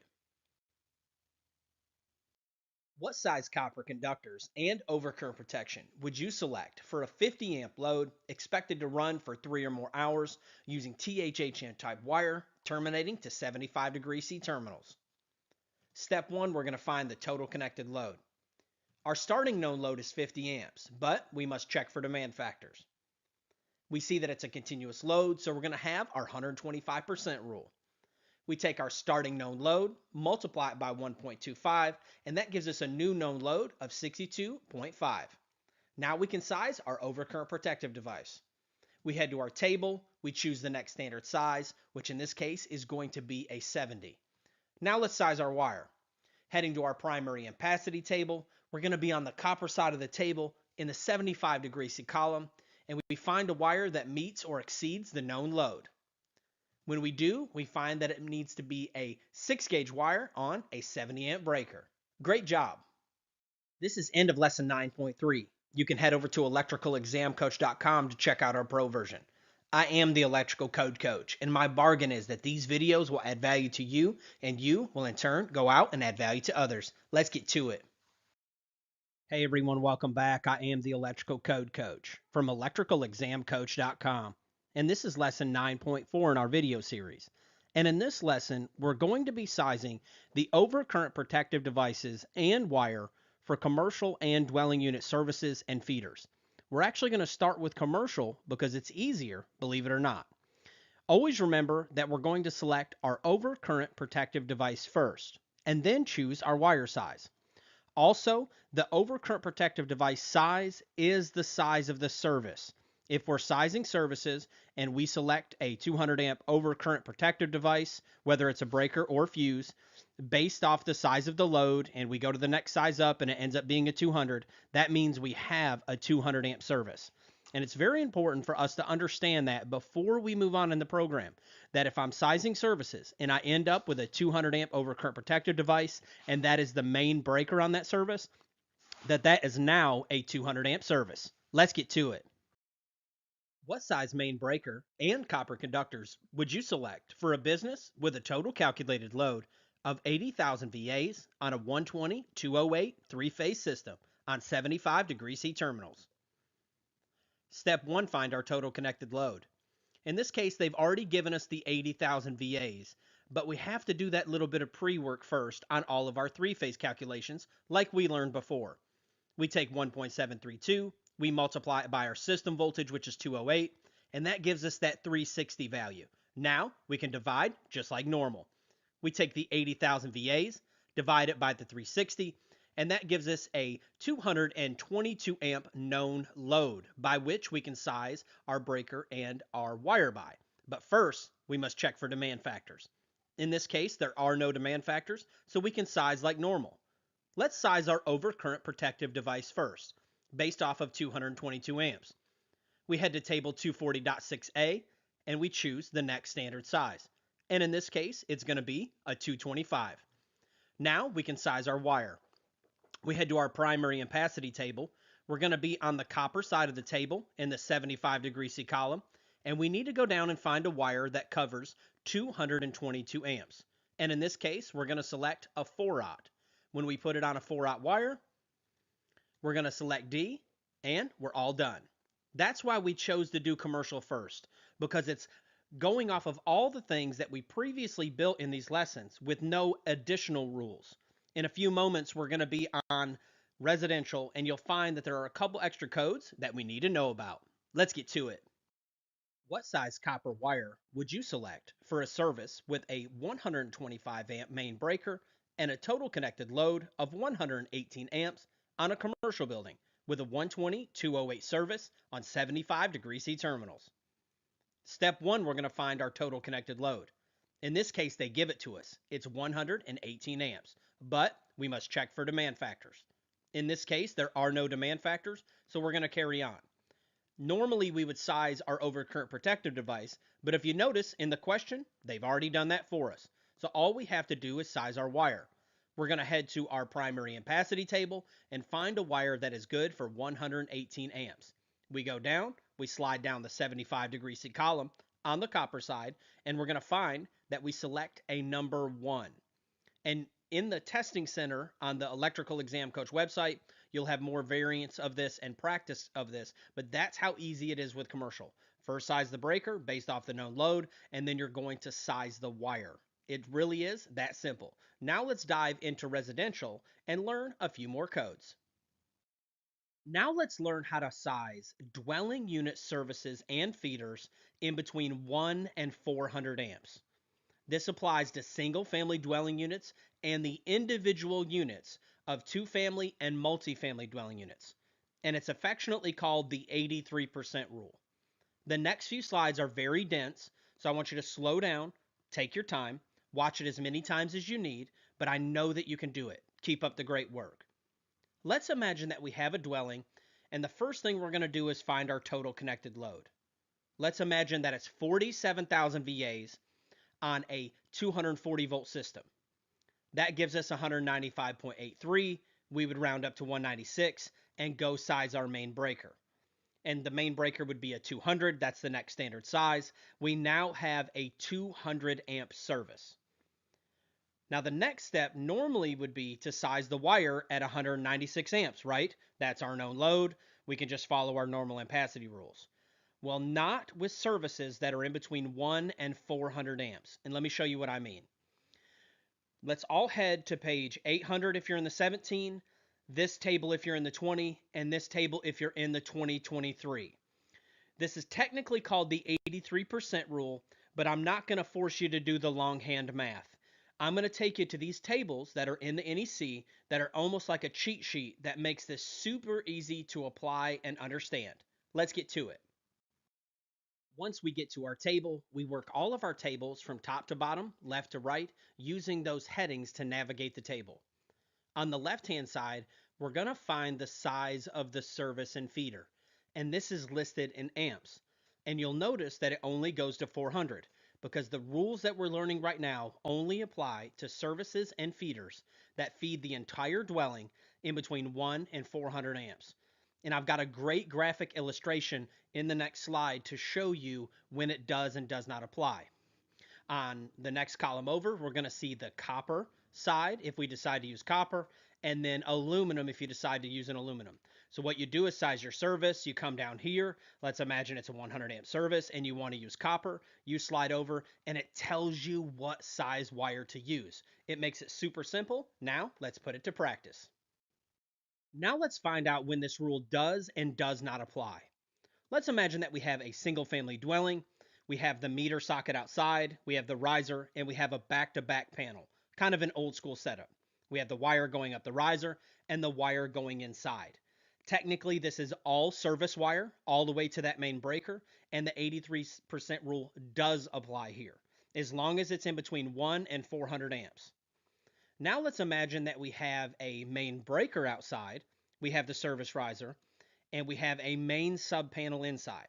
We have the riser wire and the wire going inside. The 83% rule applies to all this wire. You can apply it to the wire going up the riser, and you can apply it from the meter disconnect combo to the first main sub panel. Now the rules with this is that it has to be the panel that feeds the entire structure. You're not allowed to use it on other sub panels or on any sub panel that does not feed the entire structure. You have to be very careful with that one. So we're allowed to apply it on this one on the left for the whole wire. We go use that table and size our wire based off the table. And the scenario on the right for all of that wire there for the service itself, and then also for the main feeder, as long as that panel that it's feeding is feeding the entire structure. You would go to that table, do your cheat sheet, find your size breaker, slide over, and you'd be able to use that size wire. Let's dive into two-family and multifamily. This is 1 through 400 amps, and this applies to the feeders only. The feeder must feed the entire dwelling. Let's imagine that you have an apartment here on the right-hand side, and it's attached to the larger apartment structure. That's where the main service is. Let's imagine that you have your meter center out here, you have your service riser, and then you have your wire going up. That wire there, the 83% rule does not apply. You're going to use all of the previous rules that we learned before and apply those. But the individual feeder going into that unit does. The 83% rule does apply. And the beauty of this is it allows you to save money in the long run. Whether you're doing single family dwellings only or you're doing the individual units of the apartments, you're going to be able to use a smaller wire based off that table than you would if you went and sized it like normal. And over a year's time, that could save you a lot of money. So that is when the 83% rule does and does not apply. What size copper wire and main breaker would you select for a service with a total calculated load of 47,000 VAs for a single family dwelling on a 120 240 volt system with 75 degree C terminals? Step 1, we're going to find our total connected load. In this case, they've given it to us, but we have to divide to get our amperage. When we do, now we can check for demand factors. And in this case, we do have a demand factor. Is this in between 1 and 400 amps? Yes. Is this on a single family dwelling? Yes. So the 83% rule does apply. So we get to use the table. Step 1, we're going to size our overcurrent protective device. And we're going to head to table 240.6a. We have a 196 amp known load. We're going to choose the next size up and put it on a 200. Now we can use our cheat sheet table. When we head there, we're going to size the wire. Step 1, we're going to be on the left-hand side and find our size breaker. Then we're going to come over to the copper column because that's what it requested. And we're going to find that we need to put it on a 2-aught. And in this case, we would have 2-aught copper on a 200 amp service. Great job. What size aluminum wire and main breaker would you select for a service with a total calculated load of 47,000 VAs for a single family dwelling on a 120 240 volt system with 75 degree C terminals? Step 1, we're going to find our total connected load. In this case, they've given it to us, and we're just going to divide, just like we did before. Now, we check for demand factors. Is this in between 1 and 400 amps? Yes. Is this on a single family dwelling or the individual unit of like an apartment? Yes. So, the 83% rule does apply. And we're going to go size our overcurrent protective device. We end up putting it on a 200 amp breaker just like we did before. But now we have to be careful because the question is asking for aluminum. We head to our cheat sheet table. We start on the left-hand side and we're going to find our size breaker. Then we have to slide all the way over to the aluminum column and we're going to find out that it's a 4-aught aluminum. Great job.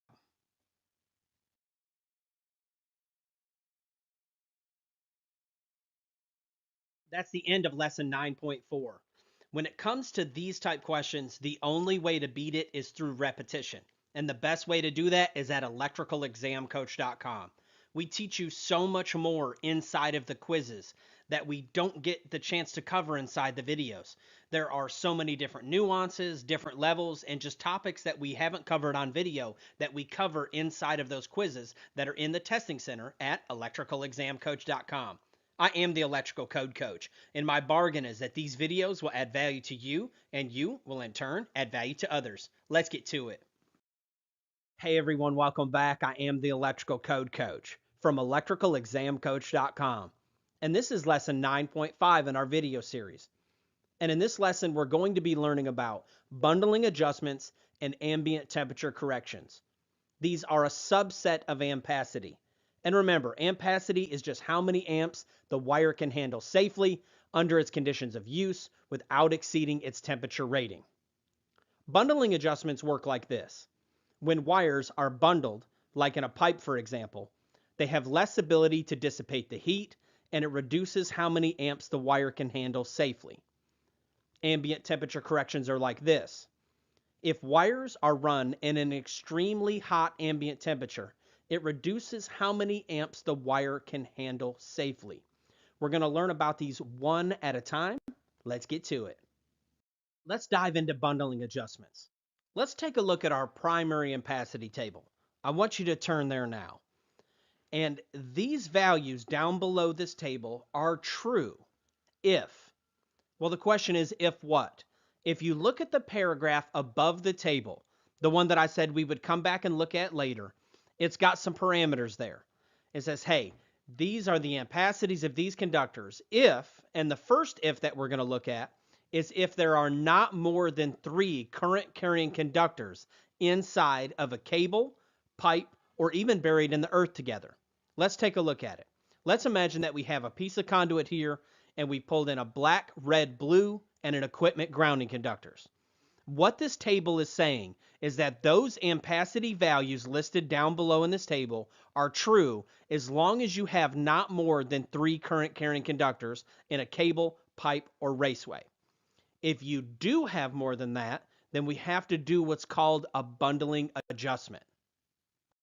Let's learn about our bundling adjustment table. Head to this respective table depending on your code cycle. When we get there, we're going to find that it's very easy to read. Reading all of our tables from top to bottom, left to right, we're going to start here on the left-hand side, and this is our number of current carrying conductors.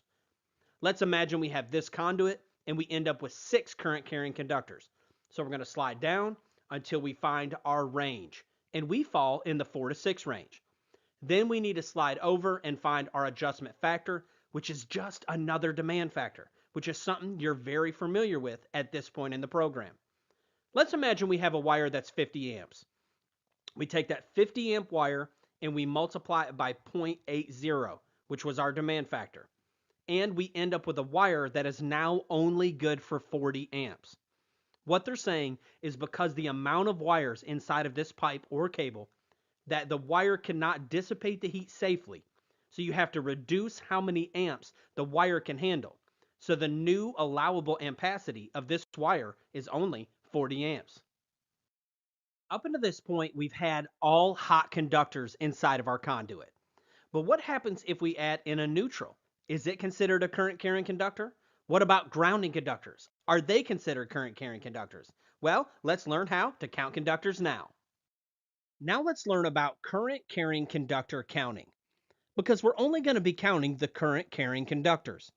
You may get a question on your exam that gives you the number of conductors. That's easy. You're going to go to the tables and do the math.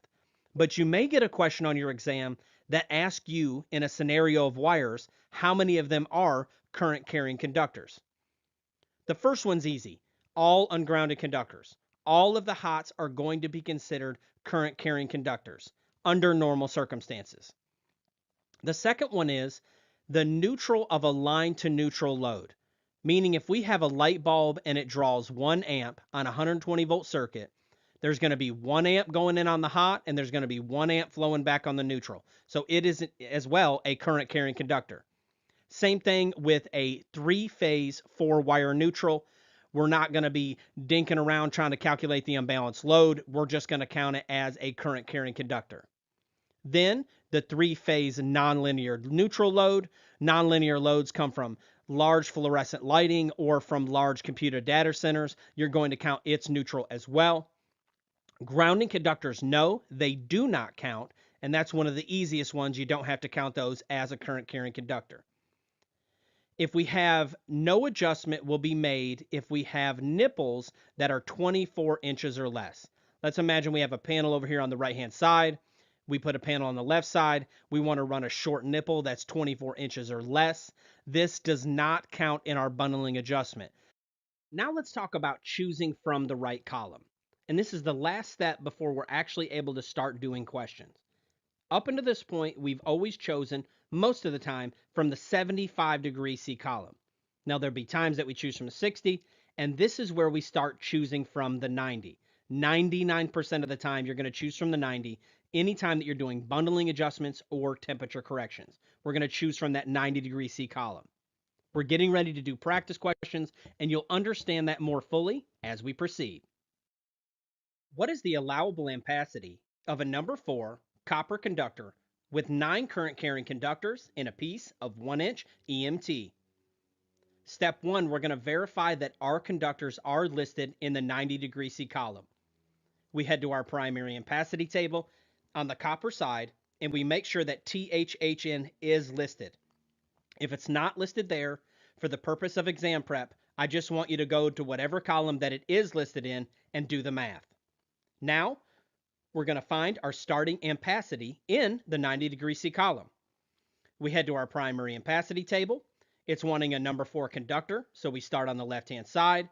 We're going to come over and we're going to tee off with the 90-degree C column, and we're going to find out that it is 95 amps. That's our starting ampacity. Now, we must check for demand factors. Are there more than 3 current carrying conductors? There are, so we must apply the demand factor. We're going to head to either table depending on what code cycle you're in. It is our bundling adjustment factor table. And when we get there, we're going to start on the left-hand side. We come down and find our number of current carrying conductors. Then we cross over and find our demand factor. Now we can get to work. We take our starting ampacity, we multiply it by the demand factor, and that gives us a new allowable ampacity of 66.5 amps. A wire that was once good for 95 amps, because of it being bundled in this pipe, is now only good for 66.5, and we select A. Great job! What is the allowable ampacity of a 1-aught XHHW copper conductor with 13 current carrying conductors in a piece of 2-inch RMC. Step 1, we're going to verify that our conductors are listed in the 90° C column. When we head there, we find that XHHW is listed. So we're going to find our starting ampacity. We head to our primary ampacity table. We're on the copper side. We start until we find 1/0 on the left. Then we cross all the way over to the 90, and we find that it's 170 amps. Now we check for demand factors. Are there more than 3 current carrying conductors? There are. So we must apply the adjustment factors that are listed in these tables. We go to our adjustment factor table.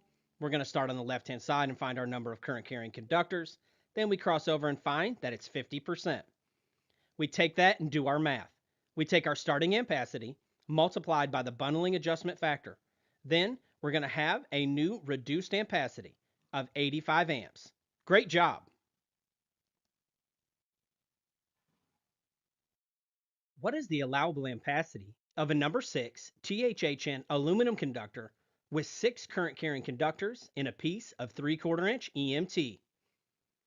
Step 1, we're going to verify that our conductors are listed in the 90° C column. We head there now, but we're on the aluminum side because the question requested aluminum conductors. And we find that THHN is there. Now we find our starting ampacity in the 90° C column. We head to our primary ampacity table on the aluminum side, and we slide down until we find a number 6. Then we're going to come over and we're going to cross over and find that our starting ampacity is 55 amps. But we must check for demand factors. Are there more than 3 current carrying conductors? There sure are. So we're going to head to our bundling adjustment factor table. When we get there, we're going to find our range of conductors. Then we're going to cross over to the demand factor. Now let's just do the math.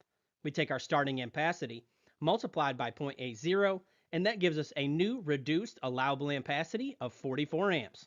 Let's get to it. That's the end of lesson 9.5. I want to let you know that you're doing a great job. Keep up the good work. Keep grinding. If you need anything from me, whether it's mentoring, coaching, or any way that I can help you in life or business, you can always just email me at electricalcodecoach@gmail.com or shoot me a call or a text at 423-895-3247. If you don't get me, leave a voicemail and shoot a text. I am the Electrical Code Coach, and my bargain is that these videos will add value to you, and you will in turn add value to others. Let's get to it. Hey everyone, welcome back. I am the Electrical Code Coach from electricalexamcoach.com, and this is lesson 9.6 in our video series. In our previous lesson, we learned all about bundling adjustments and how to derate them when wires are bundled inside of a pipe, cable, or raceway. In this lesson, we're going to be learning about ambient temperature corrections. It's very similar. We just pull from a different table, but it's the same style demand factor process that we've been doing this entire program. Ambient temperature corrections are like this. If wires are run in an extremely hot ambient temperature, it reduces how many amps the wire can handle safely. And let's not forget the basic definition of ampacity. It's how many amps the wire can handle safely under its conditions of use. Let's get to it. Let's take another look at our primary ampacity table. In the last lesson, we learned about the first part of the note that's at the top of the table. And it says that these values are true as long as you don't have more than 3 current carrying conductors. But there's a second piece to this. Now, if you're in the 2017, it's at the top of the table. If you're in the 2020 and the 2023, it's at the bottom of the table. And what it's stating is that these values are true in this table as long as you're in an ambient temperature of 86 degrees Fahrenheit.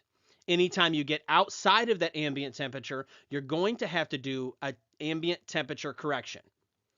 Let's imagine that we have this circuit here, black, red, blue, and an equipment grounding conductor.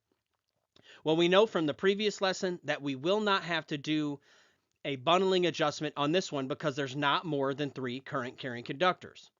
But what if we were in a factory who was making a plastic process and they had to have that room at exactly 115 degrees all the time for all of the machines to function properly?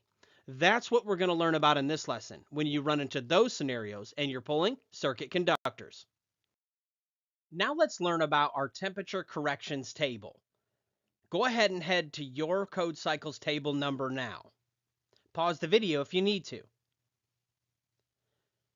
When we get to the table, we want to verify we're in the right table. And how we do that is make sure that we're in the table that says 86 degrees Fahrenheit.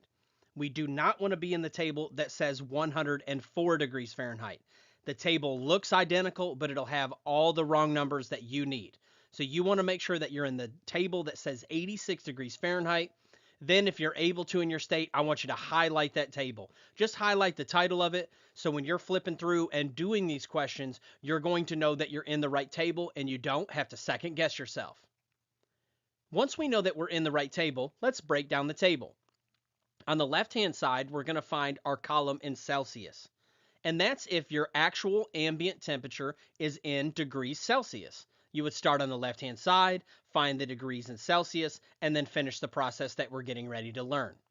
Across the top, you'll see a 60, 75, and 90 degree C column.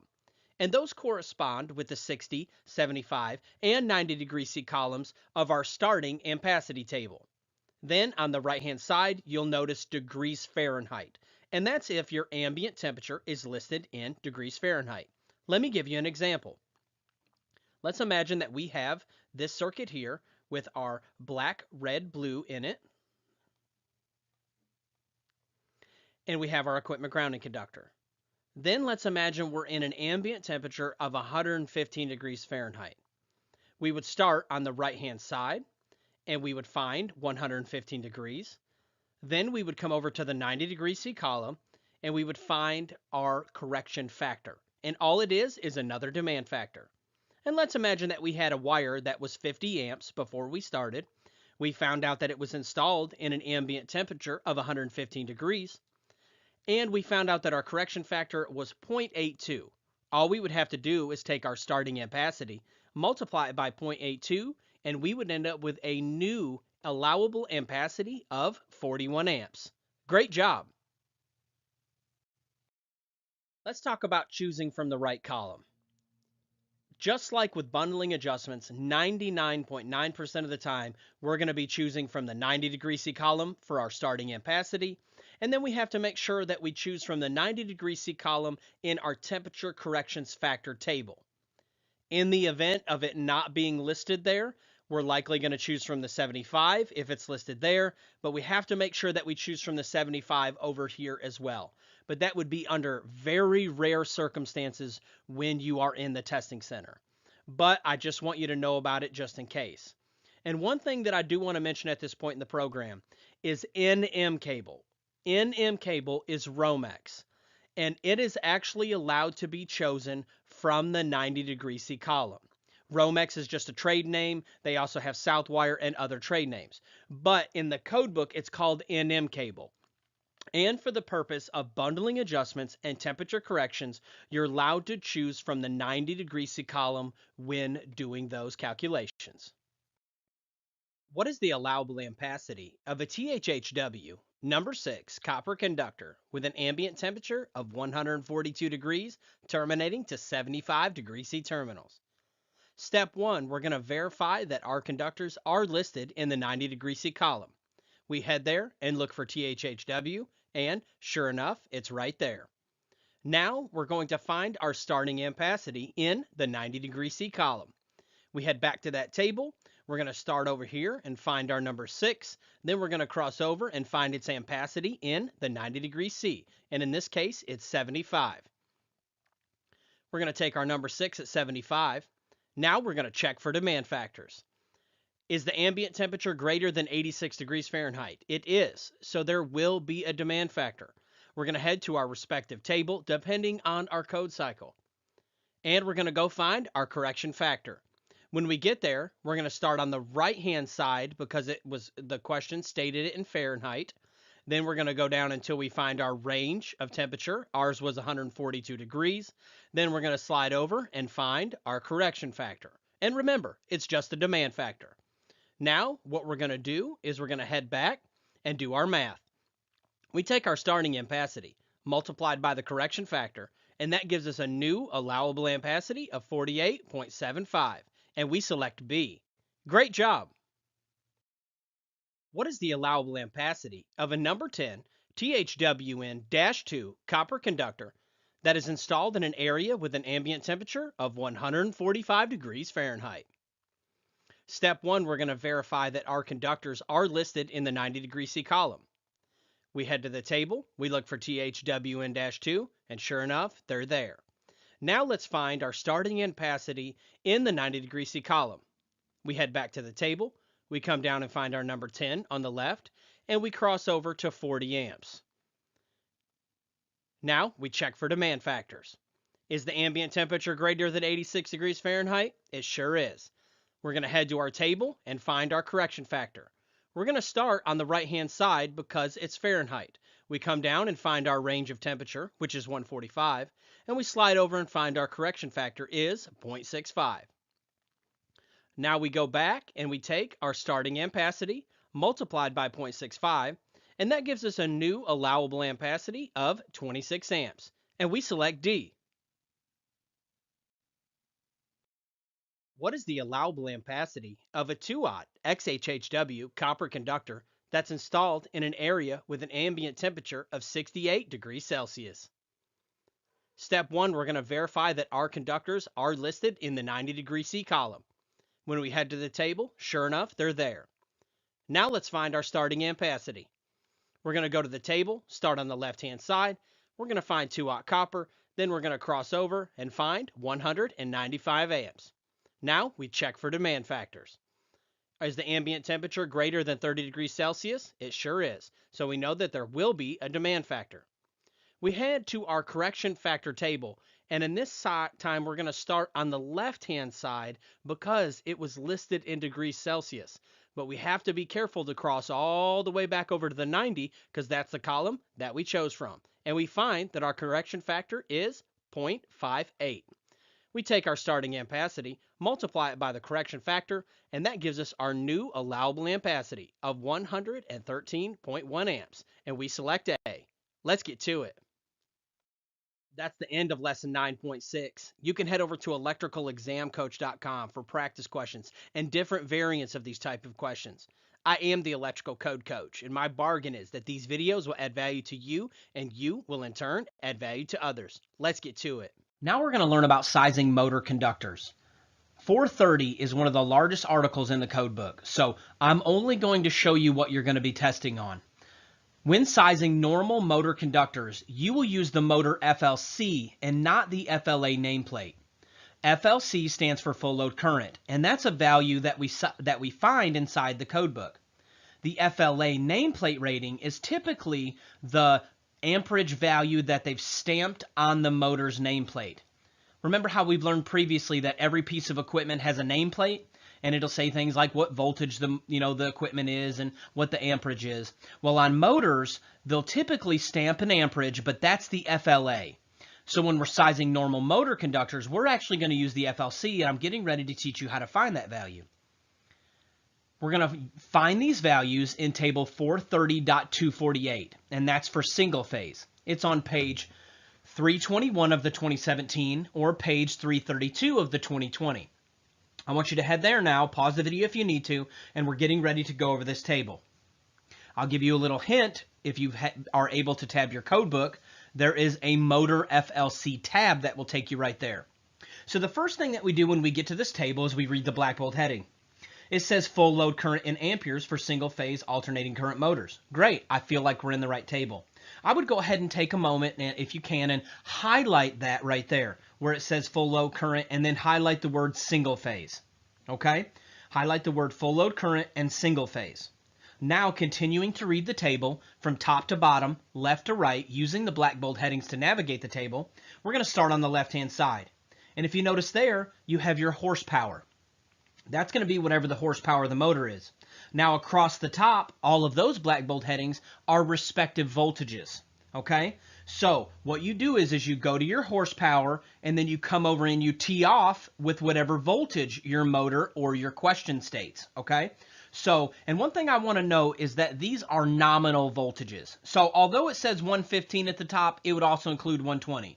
Although all the way at the end, it says 230 volts across the top of the black bold headings, you could still count 240 in that. These are nominal voltages.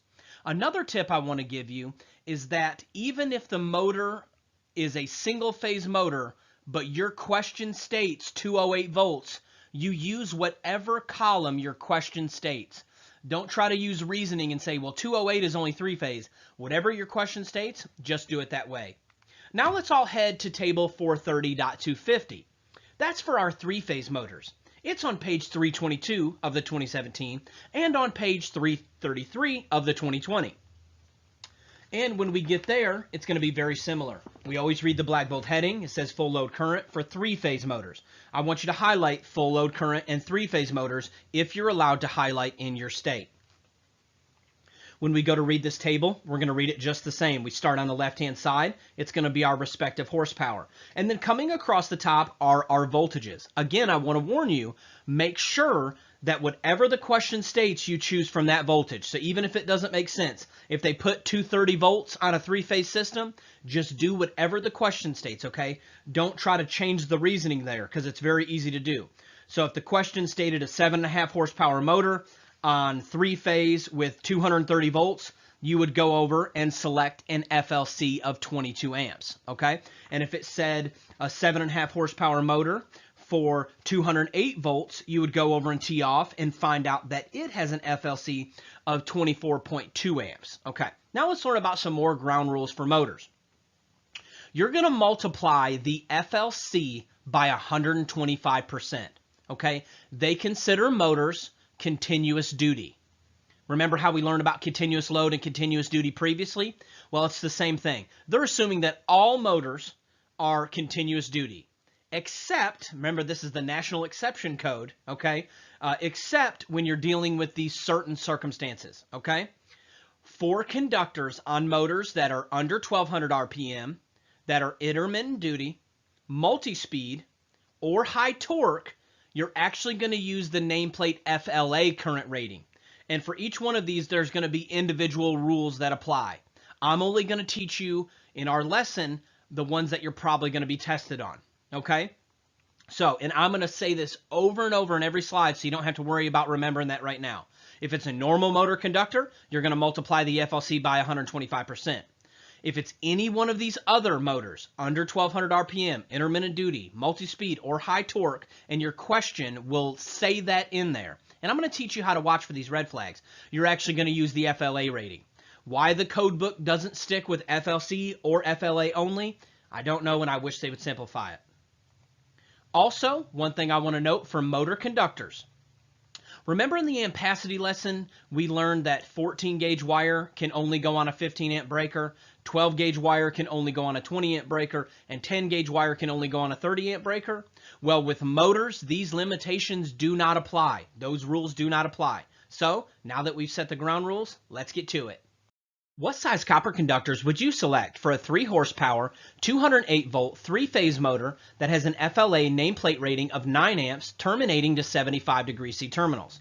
One thing I want to note is that they're always going to put that FLA nameplate in there, rating in there to throw you off. So remember, when sizing normal motor conductors, you will use the FLC. For conductors on motors that are under 1200 RPM, intermittent duty, multi-speed, or high torque, you're going to use the nameplate FLA rating. For normal single motor conductors, you're going to multiply that FLC by 125%. So first we go find our FLC. We go to table 430.248 for single phase, and we go to 430.250 for 3-phase. Okay, so when we get to the table, we start on the left-hand side. So we look back at our question. What does it say? It says 3 horsepower. And then it also says 208 volts. So we start at 3 horsepower, we come over and we tee off with 208 volts, and we're going to find that that motor has an FLC of 10.6 amps. Now what we're going to do is take that 10.6 amps, we're going to multiply it by the 125%, 1.25. That's going to give us a new amp draw that we're going to size our wire by of 13.25 amps. Now we head to our primary ampacity table, being sure to select from the 75 degree C column because our terminals are 75 degrees. We're also selecting from a copper conductor. So we start, we go down, and we go on the 75 degree C side of the copper conductors until we find a conductor large enough to cover the known amp load. And in this case, it's 13.25 amps. And we're going to select A, 14 gauge. Great job. What size copper conductors would you select for a 5 horsepower, 208 volt, 3-phase motor that has an FLA nameplate rating of 15.2 amps, terminating to 75 degree C terminals?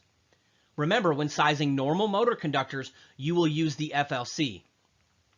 On these types of motors, you're always going to use the FLA. Also, for normal single motor conductors, you're going to multiply that FLC by 125%. First, we need to find our FLC. We're going to head to our respective table. In this case, it's 3-phase, so we're going to go to 430.250. And when we get to 430.250, starting on the left-hand side, we're going to come down and we're going to tee off with our voltage, which is 208 volts, and we're going to find that the motor FLC for this motor is 16.7 amps. Now we take that 16.7 amps, we multiply it by 1.25. That's going to give us a new amperage of 20.875 amps, okay, and we're going to round up to 21. Now we head to our primary ampacity table in the 75 degree C column. We're going to start and we're going to go in the copper side, 75 degree C, and we're going to find a wire that is large enough to cover our known amp load of 21 amps. And we're going to select B. What size copper conductors would you select for a 7.5 horsepower, 208 volt, 3-phase motor that has an FLA nameplate rating of 28.6 amps, terminating to 60 degree C terminals? Remember, when sizing normal motor conductors, you're going to use the FLC. If you have one of these specific situations, you're going to use the nameplate FLA. Also, for single motors, we're going to multiply it by the 125%. So we head to our respective table. In this case, it's 3-phase. So we're going to head to 430.250. Starting on the left-hand side, we're going to select our respective horsepower. Then we're going to come down and we're going to tee off with our voltage. Now we're going to select our FLC of 24.2 amps. Now we take that 24.2 amps, we multiply it by 1.25. That's going to give us a new amperage to size our wire by of 30.25. Now we head to our primary ampacity table, being very careful to select from the 60 degree C the 60 degree C column, because our terminals are rated 60 degrees C. And we're going to select C. Great job. What size copper conductors would you select for a 10 horsepower, 115 volt, single phase motor that has an FLA nameplate rating of 95 amps, terminating to 75 degree C terminals? Remember, when sizing normal motor conductors, you're going to use the FLC. When you have these motor situations, you're going to use the nameplate FLA. Also, for normal single motors, you're going to multiply the FLC by 125%. First, we're going to find our FLC. This case, it's single phase, so we're going to go to 430.248. Starting on the left-hand side, we're going to find our respective horsepower. Then we're going to come and tee off with our respective voltage. We're going to find that our FLC is 100 amps. Now we're going to take that 100 amps and we're going to multiply it by 125%. That's going to give us 125 amps. Now we head to our primary ampacity table in the 75 degree C column. In the copper side, we're going to go down and we're going to select a wire that will cover our known amp draw. In this case, 125 amps. And we're going to select D. Great job. What size copper conductors would you select for a 10 horsepower, 230 volt single phase motor that has an FLA nameplate rating of 47.5 amps, terminating to 75 degree C terminals? Remember, when sizing normal motor conductors, you're going to use the FLC. In these special conditions, you're going to use the nameplate FLA. Also, for normal single motor conductors, you're going to multiply that FLC by 125%. So first we go to our single phase table of 430.248. Starting on the left-hand side, we're going to choose our respective horsepower. Then we're going to come over and tee off with our voltage. Our FLC is 50 amps. Now we take that FLC, multiply it by 125%. That's going to give us 62.5 amps. Now we head to our primary ampacity table in the 75 degree C column. And we're going to select a 6-gauge wire. Great job. What size copper conductors would you select for a 10 horsepower motor that has an FLA nameplate rating of 47.5 amps, terminating to 60 degree C terminal?